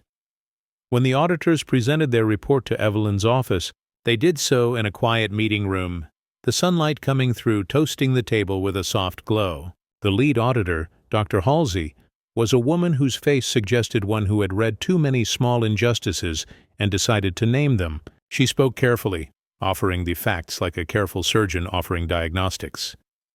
"There is a pattern of behavior that allows for, and sometimes encourages, demeaning treatment," she said. "It's subtle in many places, jokes, gestures, repeated dismissals, but consistent enough to create a culture where an elderly woman paying with coins would be seen as a spectacle." Evelyn listened, folding her hands. Her expression did not redden with anger. It only deepened with a resolve that felt like a tide finding its line. "What do you recommend?" Daniel asked. Dr. Halsey leaned forward. "We recommend a three-pronged approach. 1. Mandatory training for all tenant staff focused on dignity and service, not just transactions. 2. A public-facing campaign by mall management that reaffirms a culture of respect. And 3. A community partnership program. Regular events that bring senior shoppers into contact with store staff in collaborative roles. Familiarity reduces prejudice." Evelyn nodded slowly, taking it in. Each recommendation fit the problem as neatly as a hand fits a glove. She wanted repair, not spectacle. "Do it," she said simply. "Coordinate with Carla. Let us begin within 10 business days." Carla's eyes shone, the kind of professional satisfaction reserved for someone who loves to translate strategy into action. "We'll prepare training modules and a schedule for the sessions. We'll also create a mystery shopper follow-up plan to ensure the behaviors change, not just the reports." Evelyn tapped her finger lightly on the table. A small punctuation. "And one more thing," she added. "Offer restorative sessions for those who were documented as mistreating customers. People can be taught, but they must also be given a path to repair." Dr. Halsey looked impressed. "Restorative justice in retail," she said. "That's not common. It's very thoughtful." "Common doesn't always equate to right," Evelyn replied. By the time they left the meeting table, a sober strategy had taken form. Evelyn stepped briefly into the corridor and watched the city through the office glass. The mall she had quietly shaped, the neighborhoods that fed it, the elderly who walked its corridors, thin, strong, human. Her plan had the feel of patience finally given permission to move. Thomas, who had been invited to witness the plan and to ensure the process had the right footage and security protocols, stayed later to help coordinate which cameras would be flagged for continued review. He walked out that evening with a sense of satisfaction that is its own small reward, the quiet knowledge that someone in power had seen what he'd seen and chosen to act in a way that would fix the cause, not merely patch the symptom. Evelyn returned to her desk that night and wrote into her planner the next action item. Respect Initiative. Launch, Week 2. She drew a small star beside it. Then she closed the planner and looked at the brooch on her desk, its silver petal catching light like a quiet reminder. The coins she had carried the week before were now a memory. Their sound had been the first note in a larger symphony of repair she had tuned. Outside, the city lights blinked awake. Above the skyline, an old bell in a distant church struck the hour. The sound traveled, faint and steady, like a metronome setting time for the work to come. Evelyn lifted her chin. She had never wanted to be a spectacle, but she would not shy from being a steward. The call for audit was not a call for war. It was a call for care. And she hoped, with that long hope that had carried her through free days and hard nights, that care would prove contagious. Morning slid through the glass roof of Haven Ridge Mall like a clean blade of light, slicing the corridors into stripes of gold and silver. Shops open, metal shutters lifted, coffee hissed, perfume drifted. The day began as any other, except for one subtle tremor in the air, a vibration that comes before a storm when the sky is still pretending calm. Inside Serenity Boutique, the staff prepared for business. Rachel Bennett was at the counter, applying lip gloss in the reflection of a jewelry case. Her ponytail was immaculate, her confidence freshly pressed. She had long ago dismissed last week's incident with the old lady and the coins. It had been, in her mind, nothing, a trivial encounter in a sea of customers. But fate has an excellent memory. Her co-worker, Linda Morales, straightened a rack of scarves. "Rachel, did you hear? Corporate's doing random store inspections this week." Rachel smirked. "They always say that. It's just to keep us nervous." "We're fine," Linda shrugged. "Still, I heard the mall management sent out some ethics consultants." "Ethics?" Rachel laughed. "What are we, politicians?" The laughter echoed thin and brittle against the boutique glass. But beneath the laughter, Linda's tone held unease. There was something different about this rumor. The speed, the silence, the way the store manager, Grace Holloway, had been on the phone since dawn, whispering things like compliance check and anonymous review. At 10 o'clock sharp, the boutique door chimed. Two people entered, a woman in her 40s with calm, watchful eyes and a clipboard held close to her chest, and a man in his 30s carrying a tablet. Their clothing was simple, neat, neutral, forgettable, the kind of attire designed not to draw attention, yet their presence altered the air like a cool draft. "Good morning," the woman said. "We're from Mall Operations Compliance, routine customer experience review." Rachel blinked, forcing a smile. "Oh, sure. Welcome to Serenity Boutique."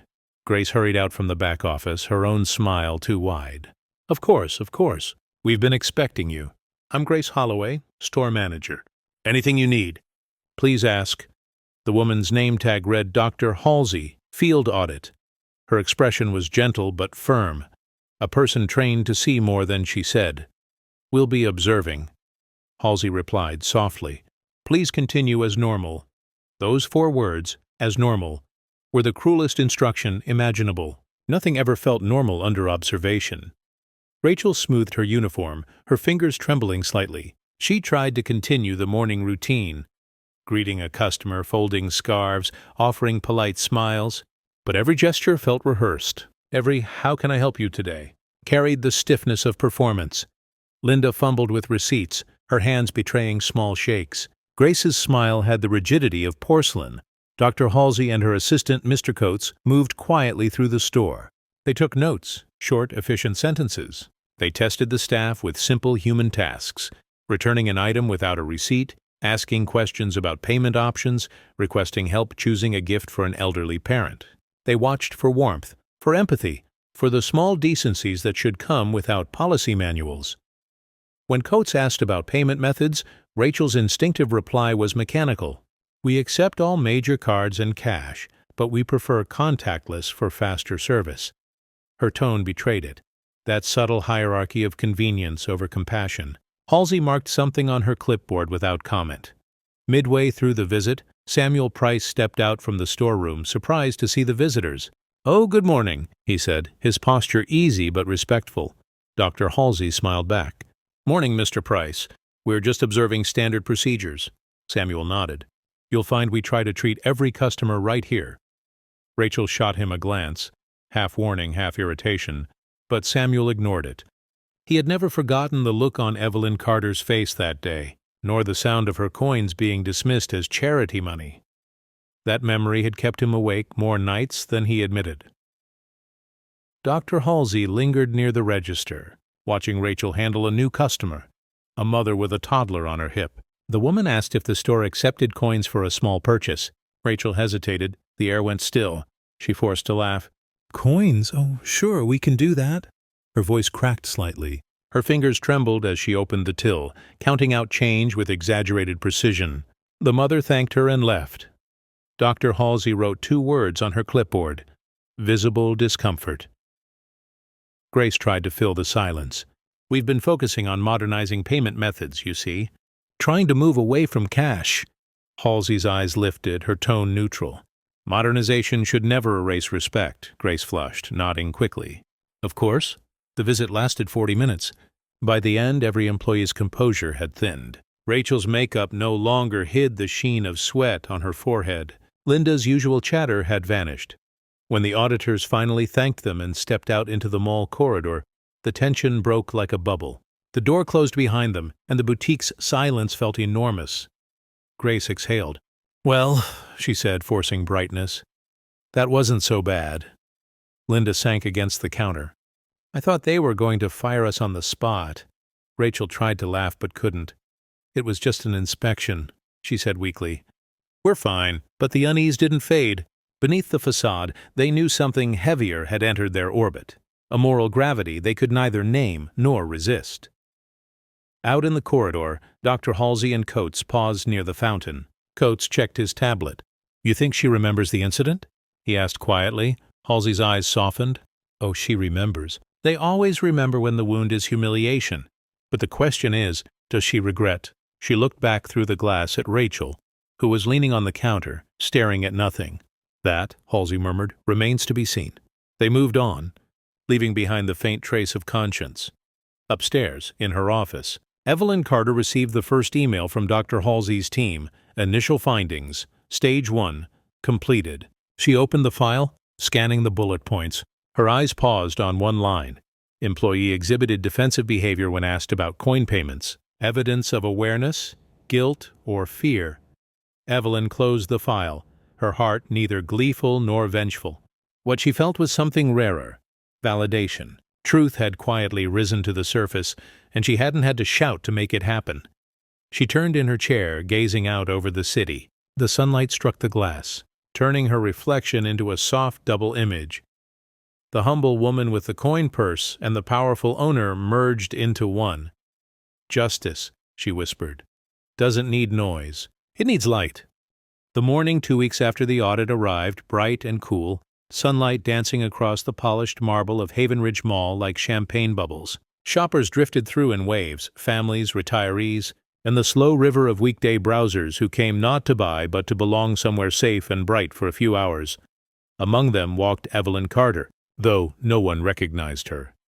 Today she looked like any well-dressed grandmother running errands. Her silver hair was swept into a neat bun, a pair of small reading glasses perched low on her nose. She wore a beige trench coat over a soft blue dress and carried an elegant cane, not because she needed it, but because it completed the picture of age and gentility that kept her invisible in plain sight. The coins were gone from her purse. She carried a single crisp bill folded neatly inside. When she reached Serenity Boutique, she paused. The same polished letters gleamed on the glass, but the atmosphere felt altered, as if the air itself remembered what had happened there. Through the window she could see Rachel Bennett behind the counter, posture stiff, movements careful. Linda Morales arranged scarves with near-military precision, and on the wall hung a new poster, Respect is luxury. Every customer deserves both. Evelyn smiled faintly. The phrase had been lifted almost word for word from her planner. She opened the door. The familiar chime rang, a sound that once announced humiliation but now carried the promise of change. "Good morning," Rachel said automatically, her voice a little too bright. "Welcome to Serenity Boutique. Can I help you find something today?" Evelyn let her gaze wander over the displays. Perhaps. "I was looking for something simple. A gift? Maybe a brooch." Rachel's smile wavered. "Of course." She turned to fetch the tray from the same case that once held the Lily of Grace brooch. Her hands trembled, ever so slightly. As she set the tray down, Evelyn noticed the faint tremor, the same kind that comes when guilt and memory share a heartbeat. "Lovely pieces," Evelyn murmured. "Have you been with this store long?" Rachel hesitated. "A little while," she said. "We had some training recently, new customer service guidelines. We're trying to do better." Evelyn tilted her head. "Better?" Rachel swallowed. "We had an incident. Someone was treated badly. We learned from it." The words hung there, fragile as spun sugar. Evelyn nodded slowly. "That's good. The measure of a store is how it treats the people who can't fight back." Rachel flinched, so slight it could have been mistaken for a blink. "Would you like to see this one, ma'am?" She lifted a small velvet box. Inside lay the same silver lily, its pearl center gleaming softly. Evelyn's breath caught. Time folded in on itself. She looked at it for a long moment, then smiled. "That one's familiar." "Yes," Rachel said quickly. "It's been here for a while. We call it the Patience Lily now." Evelyn raised her eyes. "Patience," she repeated, the word tasting like memory. "A beautiful virtue." Behind the counter, Samuel Price stepped out of the office. His eyes fell on the customer, and in a heartbeat recognition dawned. He froze, then bowed his head slightly in respect. Evelyn met his gaze and gave a small shake of her head. "Not yet." He understood. Rachel noticed the exchange and frowned, but said nothing. "I'll take it," Evelyn said, placing the bill on the counter. "If you don't mind. Cash, of course." Rachel forced a smile. "No problem at all, ma'am."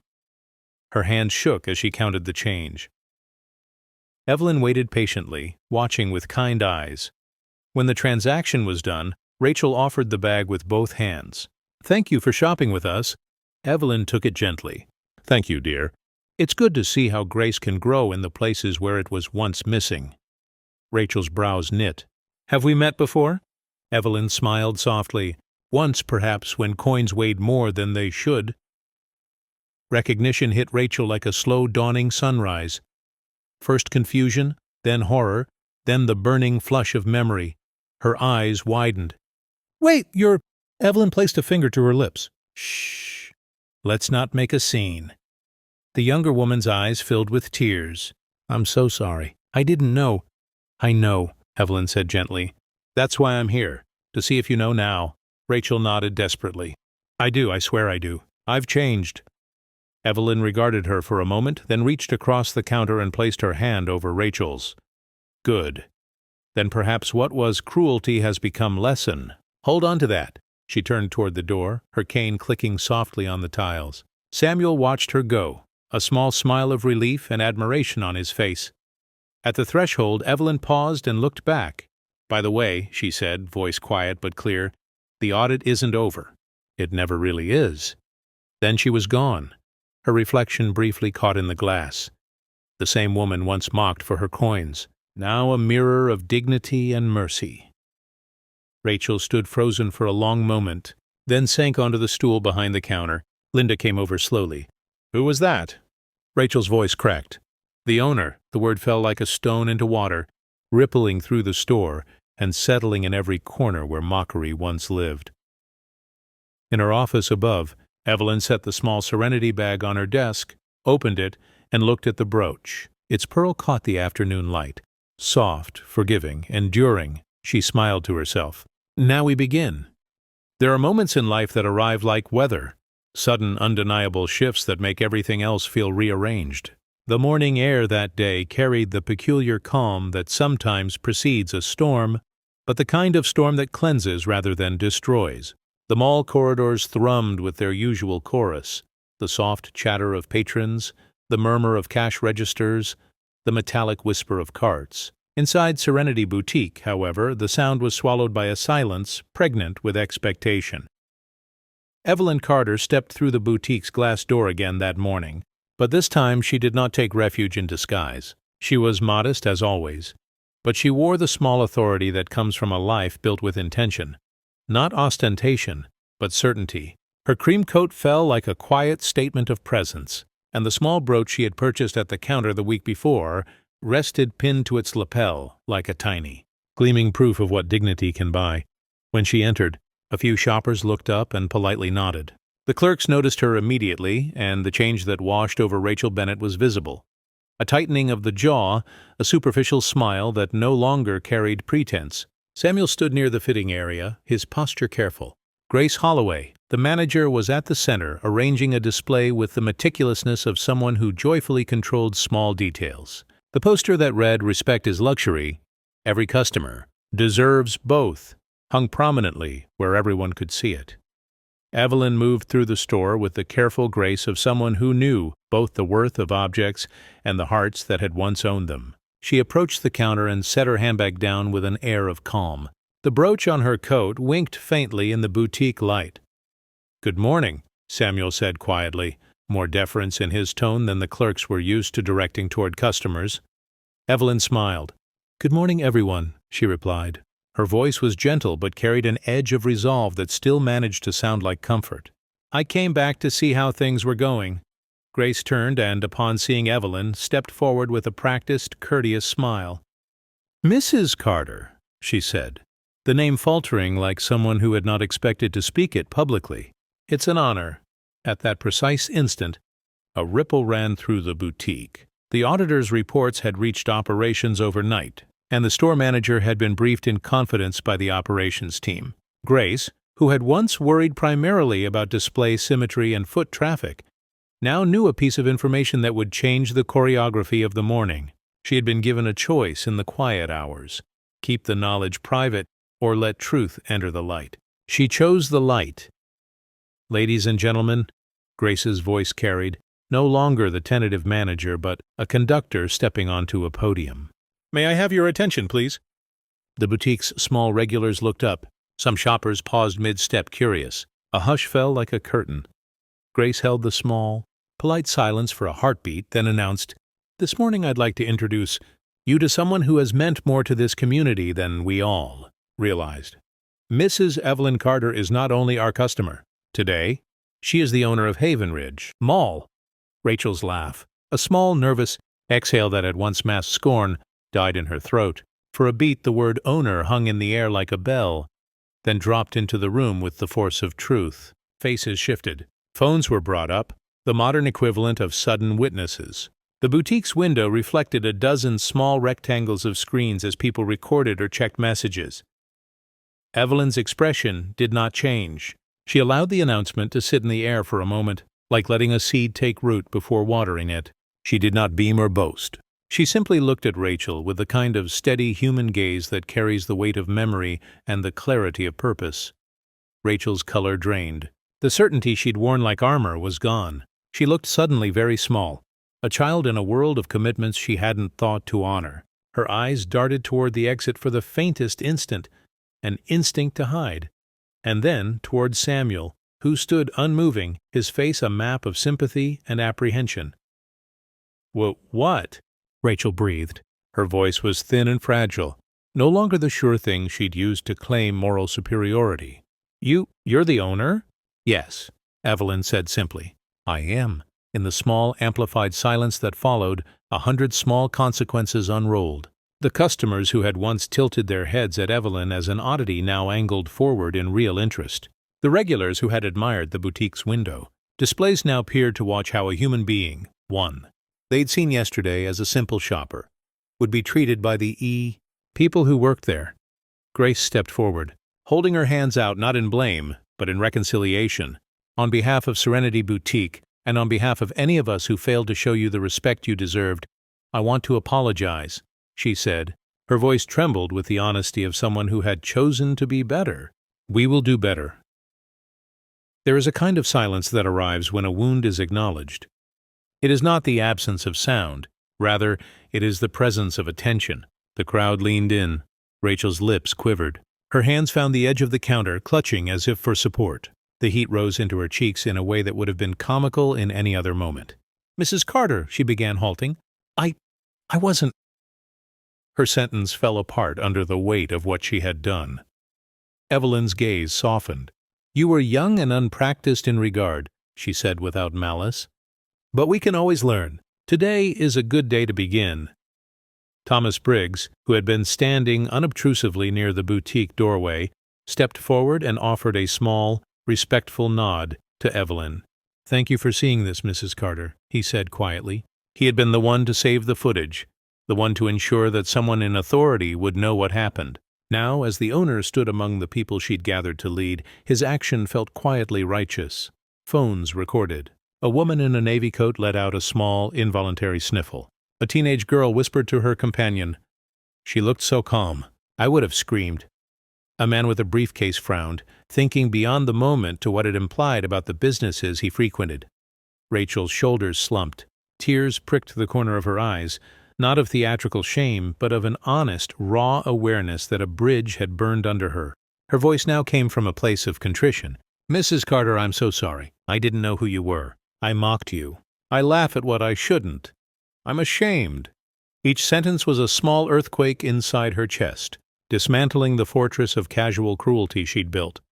Evelyn reached across the counter, and for everyone in the boutique, the moment held like a suspended frame. She placed her hand, the same ones that had held coins, that had fed small crowds of neighbors, that had signed deeds and checks with the same fingers, over Rachel's trembling ones. The contact was warm and human and decisive. "Stand up," Evelyn said quietly. Rachel straightened, the motion awkward, the eyes of the room upon her. For a breath she seemed bereft of both script and defense. "Apologize," Evelyn continued. "Not to me, to everyone you've hurt by your words. Not because I am the owner, but because truth is owed to those you belittled." Rachel looked at Evelyn, then at the small crowd. The camera phones, the consumers, the staff, real people with faces that would not be erased. She swallowed hard, the sound clear in the hush. Then, with a voice that trembled and cracked but grew steadier, she spoke. "I'm sorry." The word was small, but in the boutique, it felt like a bridge being rebuilt plank by plank. It was an apology not wiped by PR or scripted by HR. It was raw and real, and because of that, it landed. The customers murmured, some nodding, some wiping a tear. Samuel exhaled slowly, relief evident in the slackening of his shoulders. Evelyn watched the young clerk with a gaze that conveyed both sternness and mercy. "Actions must follow words," she said. "You will attend the training sessions. You will volunteer at our community events. And you will listen, not lecture." The room took the measure of it. Grace stepped forward and, with a professional's efficiency, put the practical wheels in motion. Notes taken, schedules suggested, email templates drafted. But beyond the logistics, something more subtle shifted. The tone of the boutique, the tenor of the way people looked at each other. A small human industry of respect began to grow in that space. As the afternoon sun angled through the glass panes, catching the brooch on Evelyn's coat, the boutique felt different, like a room where the furniture had been rearranged by an unseen hand toward a more honest light. When Evelyn finally rose to leave, she turned once more to the small crowd. "Remember," she said simply, "respect has no price tag." Her words were not a rebuke, but a moral compass anchored in kindness. She moved toward the door, and the chime rang as if in answer. The catalog of small cruelties that had punctuated the mall for years had received its first quiet reckoning. Outside, Mr. Thomas exhaled and watched Evelyn's figure melt into the daylight. He touched the flash drive in his pocket, the small rectangle that had made all of this possible. It had been a simple decision to save a file. The consequences, it turned out, were vast. Inside the boutique, the world reorganized itself around a new possibility that people could be better if someone in power chose to teach them. The revelation had delivered justice, not spectacle. It had asked for apology and demanded change. It was, in sum, the very transformation Evelyn had intended when she first walked in with her coins and her patience. The brooch on Evelyn's lapel flashed once more in the sun, a tiny lily of pearl glinting like a promise. And the mall, for all its commerce and noise, felt for a moment like a place that might finally live up to its name. The news traveled through Haven Ridge Mall faster than any flash sale ever could. By noon, word had spread. The old lady the clerk mocked, "She owns the mall." People whispered it in food court lines, in elevator rides, at perfume counters. And with each telling, the story grew softer at its edges. Less gossip, more reverence. It wasn't the humiliation they repeated. It was the forgiveness that followed. Inside Serenity Boutique, the air still felt charged. Rachel Bennett sat in the staff room, elbows on her knees, eyes red and swollen. The afternoon sun slanted through the blinds, striping the floor in warm gold.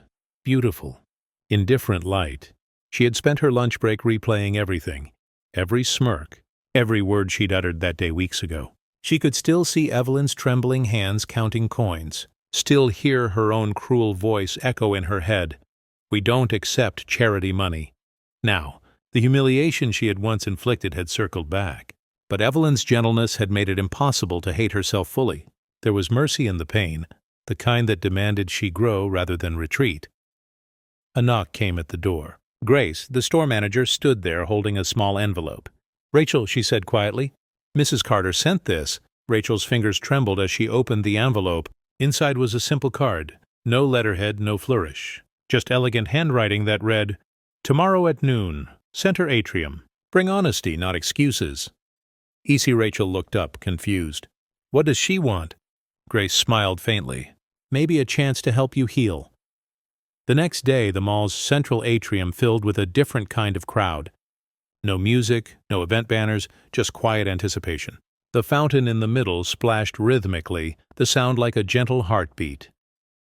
Evelyn stood near the fountain's edge, hands folded lightly in front of her. She wore a deep blue dress, the color of sky before evening, and the silver lily brooch pinned to her heart. Behind her, a modest sign read, "Respect has no price tag. A lesson in kindness." Mall staff, store clerks, and curious shoppers gathered around. Thomas Briggs stood discreetly to the side, arms folded, pride softening his serious face. Daniel Carter and Margaret Hale watched from a balcony above, unseen but deeply moved. At precisely noon, Rachel stepped forward from the crowd. She looked smaller without her arrogance, her makeup minimal, her voice tentative. The whispers swelled as she walked, but Evelyn raised a hand and the noise fell silent. Rachel stopped a few feet away. "Mrs. Carter," she began, her voice shaking, "I don't deserve your time, but you asked me to come and I am here." Evelyn nodded. "Good. Truth begins with showing up." Rachel inhaled deeply. "I was cruel to you. I laughed when I should have helped. I judged you because I saw what I wanted to see, not who you were. And I mocked what reminded me of my own fears, being poor, being seen as less." The crowd listened, utterly still. A woman near the front covered her mouth, tears brimming. Rachel continued. "I thought being on the other side of the counter made me powerful. I was wrong. It just made me small. And I'm sorry. To you. To everyone who's ever been treated like they don't belong, because they don't look like they should." Evelyn's eyes glistened, though her expression remained steady. She waited until Rachel finished, then stepped closer, her cane tapping lightly against the marble floor. "Child," she said softly, "you have already begun to change, not by your apology, but by your awareness. The moment you stop defending your wrong and start learning from it, you begin to rebuild what you broke." Rachel nodded, tears spilling freely. "I'll do anything to make it right." Evelyn turned toward the gathered crowd. "Kindness," she said, her voice carrying easily through the atrium, "is not an accessory. It's the foundation of every true success. What happened in that store was not just about one clerk or one customer. It was about what happens to all of us when we forget that worth cannot be measured by wealth." She glanced around at the faces watching, men and women of all ages, some with mall badges, others just passing shoppers. "I built this mall not to sell things, but to build community. And community requires one thing above all: respect." A murmur of agreement rippled through the crowd. Evelyn turned back to Rachel. "So here's what I ask of you," she said. "Not punishment, service. Spend the next 6 months volunteering with our community outreach center. Meet the people you once overlooked. Listen to their stories. When you understand them, you will understand yourself." Rachel nodded, almost relieved. "I will, I promise." Evelyn smiled faintly. Good, because forgiveness, like respect, isn't something we keep, it's something we pass on. She turned again to the crowd. We all make mistakes, but how we rise from them determines who we truly are. So if you ever find yourself in a position to hurt or to help, choose to help.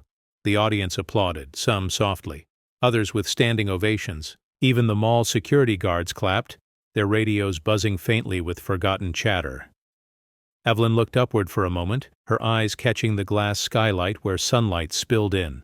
The light crowned her like a halo, though she would never call it that. It was simply the warmth of grace returning home.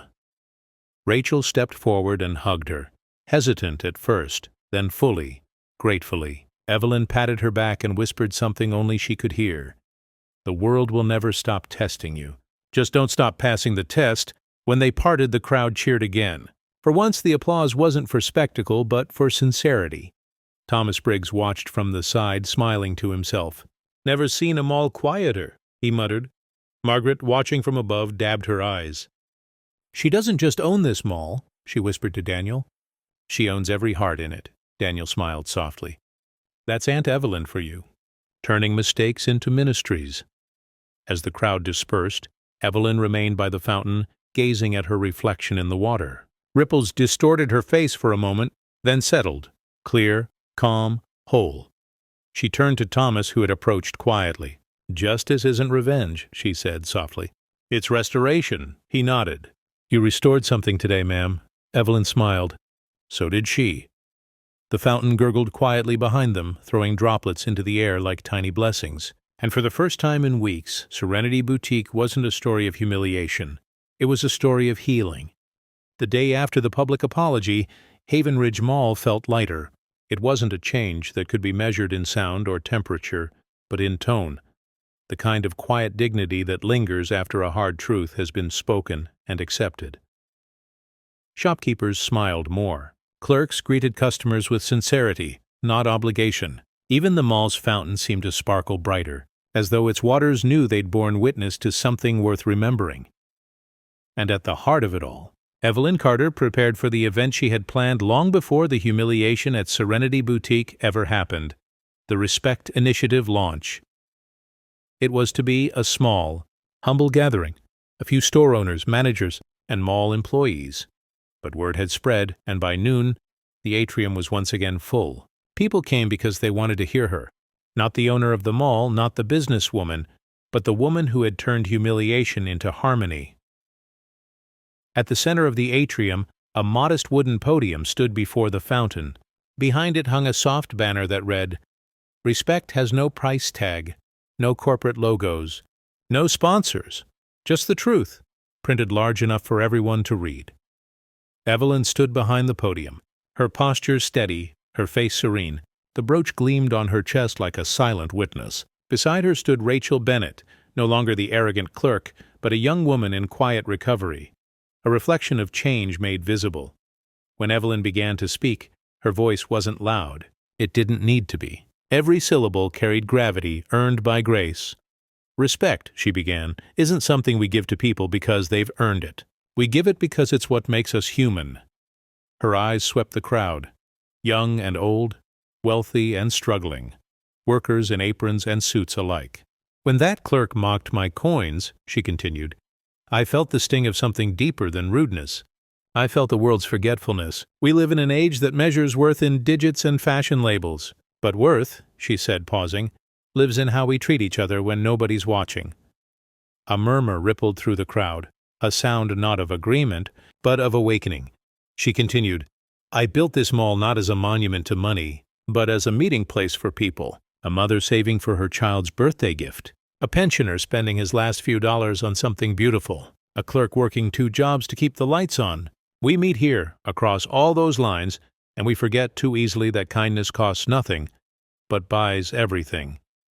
Evelyn's gaze found Rachel in the front row. "The young woman who mocked me has apologized, not to me, but to the world. She's learned that forgiveness doesn't erase the past. It redeems it, and I tell her now, in front of you all, I forgive you, Rachel." Rachel's chin quivered, and tears welled again, but this time they were peaceful. The audience applauded softly. Evelyn raised a hand, smiling. But forgiveness must lead to growth. That's why, starting today, every tenant in Haven Ridge Mall will take part in something new, what we'll call the Heart of Service program. Gasps and whispers. Employees exchanged glances. Evelyn continued, "It will not be mandatory," she said gently, "but it will be meaningful. Once a month, staff from every store will spend one day volunteering at a community shelter, food bank, or school. You will meet people who remind you of yourselves. From before the uniforms, before the paychecks, before the fear of being judged. It's hard to mistreat someone whose story you understand." Thomas Briggs, standing at the back with folded arms, nodded with approval. Evelyn went on, her tone softening. "As for me," she said, "I will match every hour you serve with an hour of my own. I may be the owner, but I am also a citizen of this mall and of this city. No one is too high to stoop in service." The crowd erupted in quiet applause again, not thunderous, but steady, heartfelt. She waited for the sound to settle before continuing. "You see," she said, "coins taught me everything I know. They remind us that every small piece adds up to something greater. A coin by itself may seem worthless, but gather enough of them with purpose, and they build a legacy." She paused, and her eyes grew bright. "When I was mocked for paying with coins, I remembered my mother. She used to say, 'Child, don't ever be ashamed of what jingles. It's the sound of your work.' And I realized, even in that moment, that my dignity was never for sale." The crowd stood still. Spellbound, Evelyn smiled softly. "So my lesson is simple. Be kind. Not because someone is watching, not because it's policy. Be kind because it's the purest form of wealth you'll ever own." Then she gestured toward the fountain behind her. At its base sat a new addition, a glass box filled with coins. The label read, "The Respect Fund. Every coin tells a story." Evelyn reached into her purse, drew out a single silver coin, the very one she'd tried to spend at the boutique that fateful day, and dropped it gently into the box.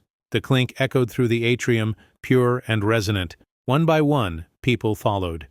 Thomas Briggs, dropping a coin from his keychain. Margaret Hale, pressing a shiny penny between her palms before letting it fall. Even Rachel, whose hands trembled as she contributed her own. The sound became music, a rain of redemption. Evelyn smiled, tears glimmering at the corners of her eyes. "These coins aren't charity," she said. "They're commitment. Each one says, 'I will see the people in front of me, and I will treat them as I hope to be treated.'" The applause that followed was soft but unending, like waves meeting a gentle shore. Rachel stepped closer to the podium. "Mrs. Carter," she said quietly, "may I ask you something?" Evelyn nodded. "Why didn't you tell us who you were that first day?" Evelyn's smile deepened. "Because titles change how people act. But truth reveals who they are. I didn't need to be the owner to see your heart. I just needed to be human." Rachel nodded, understanding fully now. Evelyn turned once more to the crowd. "Remember this," she said, her voice soft but carrying through the space. "The world doesn't need more successful people. It needs more kind ones, because when we lead with kindness, success follows naturally." With that, she stepped down from the podium and the crowd parted for her. People reached out, not for autographs or photos, but to shake her hand, to thank her, to whisper blessings. As she passed the fountain, she looked down at the glimmering coins and whispered to herself, "They laughed at my coin, but these will outshine gold." The crowd continued to drop coins long after she had left, each one echoing her lesson through the marble halls. A month later, Haven Ridge Mall looked different, not in its design or decoration, but in its spirit. The shops opened earlier, clerks greeted customers by name, and laughter replaced the old undercurrent of indifference. People talked about the lady with the coins as though she were both legend and neighbor. And on this bright Saturday morning, something special was happening. The first community day for seniors, hosted and funded by Evelyn Carter herself. Banners hung from the ceilings, gently swaying in the air-conditioned breeze. A day of gratitude for those who built the world we enjoy. The atrium was filled with round tables draped in soft linen, fresh flowers in mason jars, and the soothing sound of a live jazz trio playing near the fountain. Volunteers moved through the crowd, offering refreshments, gift bags, and smiles. But what drew the most attention wasn't the decor or the music. It was Rachel Bennett, once the arrogant boutique clerk, now wearing a volunteer badge and a humble smile. She moved carefully between tables, pouring tea, handing out cookies, adjusting chairs. The senior she served smiled at her with warmth. She listened to their stories. Stories of lost husbands, childhood dreams, wars survived, children raised. Each tale seemed to chip away another layer of who she used to be. At one table, she knelt to help an elderly man in a wheelchair adjust his blanket. "There you go, sir," she said softly. "Comfortable?" He nodded, patting her hand. "Thank you, dear. You've got kind eyes." Rachel blinked back tears. Kind eyes. She hadn't heard that about herself in years. Across the atrium, Evelyn Carter stood watching, elegant as ever in a soft lilac dress and her signature brooch. By her side was Thomas Briggs, her faithful ally, now serving as event coordinator. He held a clipboard but mostly just observed, smiling proudly. "You've done something remarkable, ma'am," he said quietly. "I've worked mall security for 20 years, and I've never seen this place feel like family." Evelyn smiled gently. "It was never the marble or the glass that made this place shine, Thomas. It was the people. They just forgot how bright they could be." Nearby, a small group of children from a local school performed a song about kindness. The lyrics, simple but earnest, filled the air like prayer. Shoppers paused on balconies to listen, some with hands on their hearts, others filming quietly, moved. As the final notes faded, Evelyn stepped onto the small stage near the fountain. The microphone hummed softly before steadying. The crowd, a blend of seniors, shoppers, and mall staff, quieted almost instantly. Evelyn looked over them with a gaze full of affection. "When I was a little girl," she began, "my grandmother told me something I didn't understand until recently. She said, 'When you give without looking down, heaven looks back at you.'" She smiled. "Today, heaven is looking back at this mall, because I see people serving, not selling, listening, not judging. That's what I wanted this place to be." She gestured toward Rachel, who stood near the tea table, cheeks flushed from effort and emotion. "And this young woman right here has taught me that change is always possible. We all stumble, but grace means we can still rise." The crowd applauded warmly. Rachel looked up, her eyes shimmering with gratitude. Evelyn nodded at her, not as an owner to an employee, but as a teacher to a student who'd learned well. Evelyn continued, "This mall isn't just about commerce. It's about connection. That's why from today on, the first Saturday of every month will be Community Day. No promotions, no sales targets, just people. Serving people." Applause rippled through the crowd again. Soft, heartfelt, sustained. Then Evelyn reached into her bag and pulled out something small and familiar, a glass jar filled with coins. She placed it on the stage beside the microphone. "These," she said, holding it up so it caught the light, "are the same kind of coins I was mocked for. And yet, they're the reason we're all standing here today. Never underestimate what small things can do when held with love." She twisted the lid open, poured the coins into the fountain, and smiled as they clinked against the marble. The sound spread through the air like silver rain. The children clapped, the seniors beamed, and even the mall's music seemed to harmonize with the act. Rachel came forward, tears glistening, and hugged Evelyn tightly. "Thank you," she whispered, "for not giving up on me." Evelyn smiled, brushing her hair back gently. "You did the hard part, child. You learned." As they stood together, a photographer from the local paper snapped a picture. The elegant older woman and the redeemed young clerk framed by sunlight, the fountain sparkling behind them. Later that week, the photograph would appear on the front page with the caption, "The woman who owned the mall and taught it kindness." But for now, the story belonged to those present, a memory sealed in the sounds of laughter, coins, and forgiveness. Thomas turned to Evelyn once the crowd began to disperse. "You really changed this place, Mrs. Carter." She chuckled softly. "No, Thomas, I just reminded them who they were." She took a slow walk through the atrium, greeting people along the way. Children waved, clerks thanked her, seniors held her hands as though she were kin. Rachel continued serving tea with light in her eyes and peace in her movements. No longer performing, just being. And as the day faded, the golden mall lights reflected off the fountain's water, creating ripples that danced across the ceiling like blessings moving upward. A week after Community Day, the sunlight returned to Haven Ridge Mall like a benediction, warm, generous, almost golden in its gentleness. Morning shoppers strolled lazily, music played softly from ceiling speakers, and the fountain in the center atrium sparkled under shafts of light. But today, There was something new beside it, a pedestal draped in velvet cloth. Word had spread quickly. Mrs. Evelyn Carter was unveiling something she called the gift of coins. Employees from every store gathered, whispering excitedly. Children held their grandparents' hands, and seniors found seats early, smiling as if they already knew the secret behind the name. As always, Evelyn didn't arrive with fanfare. No entourage, no announcement. She simply appeared, walking with her polished cane, wearing her signature cream coat and the silver lily brooch that had once been a symbol of mockery and was now one of honor. Thomas Briggs walked beside her, carrying a glass box wrapped in soft cloth. The box shimmered faintly in the light, coins glinting through the fabric. Rachel was already there, helping arrange flowers around the base of the pedestal. When she saw Evelyn, her face brightened. "It looks beautiful, Mrs. Carter." Evelyn smiled. "It's not about the look, dear. It's about the lesson." Rachel nodded, understanding. The crowd quieted as Evelyn stepped up to the microphone. Her voice was soft but carried clearly through the atrium. "Many of you were here when we held our first community day," she began.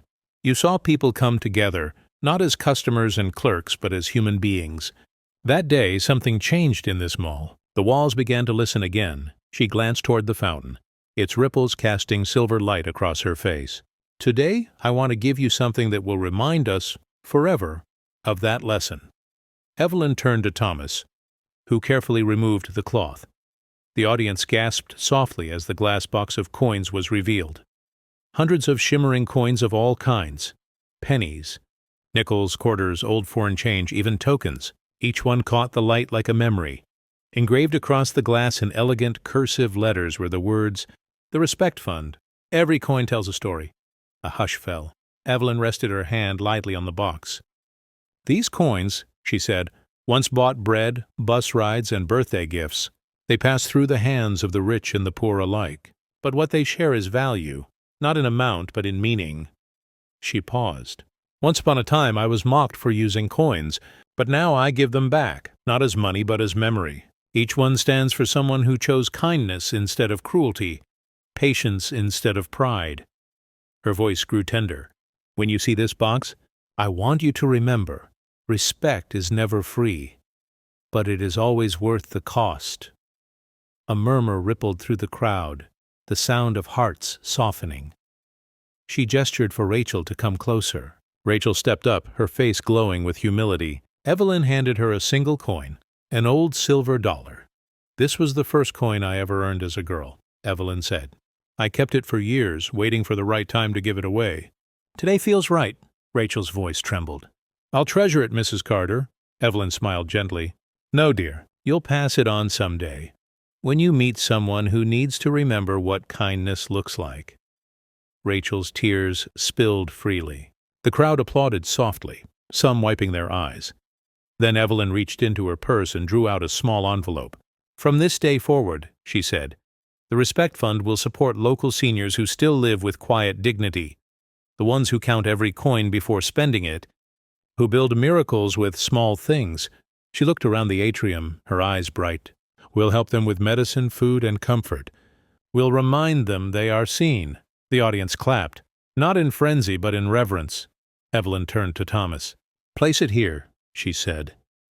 He lifted the glass box and set it gently beside the fountain, under the sunlight streaming from the skylight. The coins glittered like tiny suns, their reflections dancing on the marble floor. Evelyn stepped closer, running her fingers lightly over the smooth surface.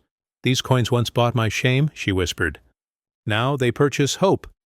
She bowed her head briefly, and for a moment the crowd bowed with her, as if acknowledging a quiet prayer. When she straightened, her smile was radiant. "Every mall has a fountain where people toss coins and make wishes," she said. "But this is where we give them, not to wish for more, but to thank for enough." Thomas's voice cracked slightly when he spoke. "You've turned metal into meaning, ma'am," Evelyn chuckled softly. "No, Thomas, I just reminded people that their small things matter." The crowd lined up after the ceremony, children, clerks, seniors, each dropping a coin into the glass box. The clinks rang like a soft choir, metallic but full of life. Rachel stayed behind, placing a small plaque beside the pedestal. It read, dedicated to Mrs. Evelyn Carter for teaching us that true wealth is found in respect. When Evelyn saw it, she smiled, eyes glistening. "I didn't teach you," she said. "Life did. I just gave it a voice." As the mall lights dimmed for evening, the box glowed faintly from within, reflections of coins shimmering like captured sunlight. And in that glow, Evelyn's legacy lived, a lifetime of struggle transfigured into grace, a pocket of coins turned into a well of compassion. The last light of a long day softened the edges of Haven Ridge Mall. Shop windows took on a honeyed glow and shadows pooled gently in corners like ink settling. The hum of commerce, the gentle murmur of card machines, the distant clatter of a janitor's cart, the low laughing cadence of an elderly couple returning to their car, thinned into a calmer rhythm. It was the kind of evening that invited quiet thought, the sort of silence that carries gratitude like a secret. Evelyn Carter moved through that softened world with the same steady poise she had carried since the beginning. Her steps were unhurried, measured the way a woman who has lived long learns to measure them, not by speed or urgency, but by intention. Tonight she wore a light cardigan rather than the cream coat of official mornings. The silver lily brooch rested over her heart as it always had, catching the light like a small private star. She paused at the mezzanine railing and looked down at the atrium. The fountain's water glinted with coins and reflected faces, a fractal of community. Children had left a paper boat drifting on the surface. An old man had been seen earlier feeding breadcrumbs to a pigeon. The glass box of the Respect Fund sat at the fountain's base, the engraved letters catching lamplight, its contents a clustered, shining testament. People still approached it, slipping coins in as if in a quiet ritual. The sound of metal dropping into glass had become part of the mall's soundtrack, a soft percussion of commitment. The story that had begun with humiliation and lowly coins had come full circle. The phrase that had once hung like a mockery, "She paid with coins," had been transformed into a chorus of meaning. Store clerk mocked black old ladies' coins, then found out she owned the mall, the headline the next week's column might read. But headlines could only hint at what had happened. The fuller truth resided in small acts. The clerk who learned to listen, the security officer who made the moral choice to save a file, the manager who chose disclosure over concealment, the customers who decided their laughter would not be the currency of cruelty. Evelyn's thoughts moved through that mosaic. She remembered the day she had first placed coins in her palm as if they were the whole of a future. She remembered nights of budgeting, mornings of bargain hunting, the stubborn vow she had made as a young woman to never forget the dignity of small things. Those coins had meant more than money. They had been pieces of her life, paychecks, gifts, rent, a loaf of bread, the bright coin given by a child. Each jingled with a story. Someone touched her shoulder, gentle, respectful. It was Thomas Briggs, his uniform jacket folded over his arm. He had come to say good night and to make sure his boss, not the corporate type, but a woman of principle, had everything she needed. He had been there, after all, from the first frame of grainy footage to the final placement of the glass box. He had seen the arc, a small cruelty turned into a watershed for a community. "You look tired." "Ma'am," he said softly, not as a reproach but as a friend's matter-of-fact observation. Evelyn laughed, the sound low and bright. "Old bones tire, Thomas, but they keep going." She regarded him with that same warm curiosity she'd shown earlier in the story. "Thank you for keeping your eyes open." Thomas shook his head. "You taught me as much as I taught you, Mrs. Carter. You reminded us that power is not about what you can force people to do, but what you can invite them to become." She nodded, touched by the plain truth of his words. "We're stewards of more than property, Thomas. We're stewards of people." They watched a small family below, a grandmother smoothing a child's hair, while a father balanced grocery bags. An attendant walked by with a small tray of leftover pastries, offering one to a waiting volunteer. These small pictures settled in Evelyn's chest like precious stones. Evelyn thought of Rachel, the young clerk who had mocked her. She thought of how fear had once masqueraded as arrogance and how apology, when combined with real corrective action, could redeem more than reputation. Rachel had not only apologized publicly, she had shown up, month after month, to serve, to listen, to learn. Evelyn had watched her grow less defensive, more present, more human. She imagined the many hard, Private moments Rachel had survived. The silent questions, the nervous nights, the slow building of character that service sometimes requires. She also thought of the countless unnamed people, trolley drivers, janitors, security guards, old neighbors, whose small kindnesses stitched a city together. The Respect Fund was for them as much as for any headline. It was an insurance of empathy. When someone struggled to buy medicine, the box might mean the difference between a prescription filled and a visit postponed. When a child needed a school shoe, a coin might help. The fund's worth could never be measured purely in dollars. It would be counted in quiet relief and smiles. Evelyn ran her thumb over the rim of her handbag and felt the familiar weight she'd always kept there. One coin she had saved since she was young. It was not valuable by any metal standard, but it had the memory of paydays and the echo of a mother's lesson. She had used it already at the unveiling, but the sensation of its worth lingered, a reminder that symbolic acts have power when matched with commitment. Above them, on the mezzanine, Daniel and Margaret came out of Evelyn's office to join them.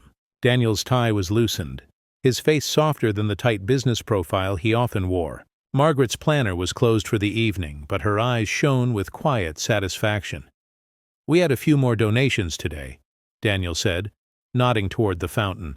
A lady from the florist put in a handful of old foreign coins from her travels. A boy in a school uniform dropped in his piggy bank coins. "They said they wanted to be part of it," Evelyn smiled. "They are the real ones. Gifts given willingly have a way of multiplying." Margaret, always practical, added, "We've scheduled the Heart of Service program for next month. The shelter asked for volunteers to help daily, even in small increments." People responded quickly. "For the better," Thomas said. They stood together, a small cluster of individuals who had been given an opportunity to transform a place by transforming themselves. It was, Evelyn thought, the quiet ministry of civic life. The fountain's small waves shimmered, and a breeze from the skylight lifted a child's hair into a little halo. Evelyn inhaled the air, full of coffee and citrus cleaner and something rarer, the smell of people taking care of one another. She felt a fullness like a private benediction, and she spoke softly. "You see," she said, looking at each of them, "we measure wealth wrong. People look at the ledgers and the square footage and forget the human ledgers, the accounts of kindness. Those accounts are what sustain a community. They are the true dividend." Daniel leaned forward. "You've turned a hurt into an institution, Aunt Evelyn." "That takes courage," Evelyn shrugged lightly. "It's not courage, Daniel. It's memory. You never forget what the coin taught you." She glanced down at the glass box once more. There will always be people who look down. There will always be poor manners and poor choices. What we can do is shape the future so those choices are corrected sooner and compassion is practiced daily. Margaret placed a gentle hand on Evelyn's arm. "You did more than correct a wrong. You created a tradition." Evelyn smiled and felt the weight of time like a river's current around her. There had been losses, there had been gains, and in the middle of it all, a moral trajectory had shifted for 1,000 small people. She walked back toward the fountain and sat on a nearby bench. The evening light warmed her face. A small boy ran past shouting about a toy. A couple paused to laugh at something private. A volunteer pressed a paper cup of tea into Rachel's hand as she passed by, and Rachel nodded with a full smile that had grown in months rather than minutes. Evelyn closed her eyes for a moment and allowed herself a memory. The first time she'd walked the corridors of a small grocery with pennies jangling in her pocket. The first apartment she'd rented in a rented city. The first property she had bought with a down payment made from countless small savings. She had learned to value patience and to prize the human denominations that time and toil produce. Her mind turned, too, to the future, to the idea that the glass box might sit for decades, catching coins and stories from generations not yet born. She imagined a young girl in 30 years dropping a coin into the Respect Fund, feeling the soft clink and thinking of an old woman who taught 'em all how to be tender. Perhaps someone would print the story in a different headline then, or maybe it would be told in kitchens and bars and on porches. Stories live in mouths and in deeds. They do not require columns to be honored. The mall's last shoppers filtered out. Lamps winked on, and the janitor began the slow ritual of sweeping up, his motions methodical and calm. A soft announcement called the closing hours over the loudspeakers, and a few staff members offered one another good nights. Evelyn rose, smoothing her cardigan. She felt the gentle fatigue that comes from a day given fully. She touched the brooch at her heart as if to steady herself on the small fact of having acted. She thought of the phrase she'd written in her planner. Respect has no price tag. And how true it sounded tonight, beyond rhetoric, full of practice and consequence. She walked slowly to the glass box one last time, leaning down to peer through the clear surface. Coins of many ages and origins lay there. Copper, nickel, the glint of a token from a fair, a quarter with a state she recognized from childhood trips. Each coin was a whisper. Evelyn brought her hand down and pressed the flat of her palm against the glass. Not in claim, but in blessing, she said quietly. For herself, and for the walls and the people who had watched and changed. May it always remind us that the smallest things are often the truest measure of our humanity. Then she turned and walked toward the exit. The lights of Haven Ridge glowed behind her. The bell over the door chimed, gentle and final. For a moment she paused in the doorway and looked back. Not with triumph, but with the soft joy of someone who'd watched a garden begin to grow because she planted a seed and trusted that others would water it. She felt the future as an ember starting to glow. Outside, the dusk folded around the city. A street lamp blinked on. Evelyn's silhouette merged with the evening crowd. Another figure among many, but also the keeper of a lesson that would outlive her footsteps. Her last thought, as she moved into the cool air, was not of stores or funds or photo spreads. It was of simple generosity, the sound a coin makes when it meets an open, listening hand. True wealth, she whispered to herself, is measured not by what you own, but by what you give. And with that, Evelyn went home, a woman whose small coins had changed the hearts of many, and whose quiet justice had made 'em all remember how to be human.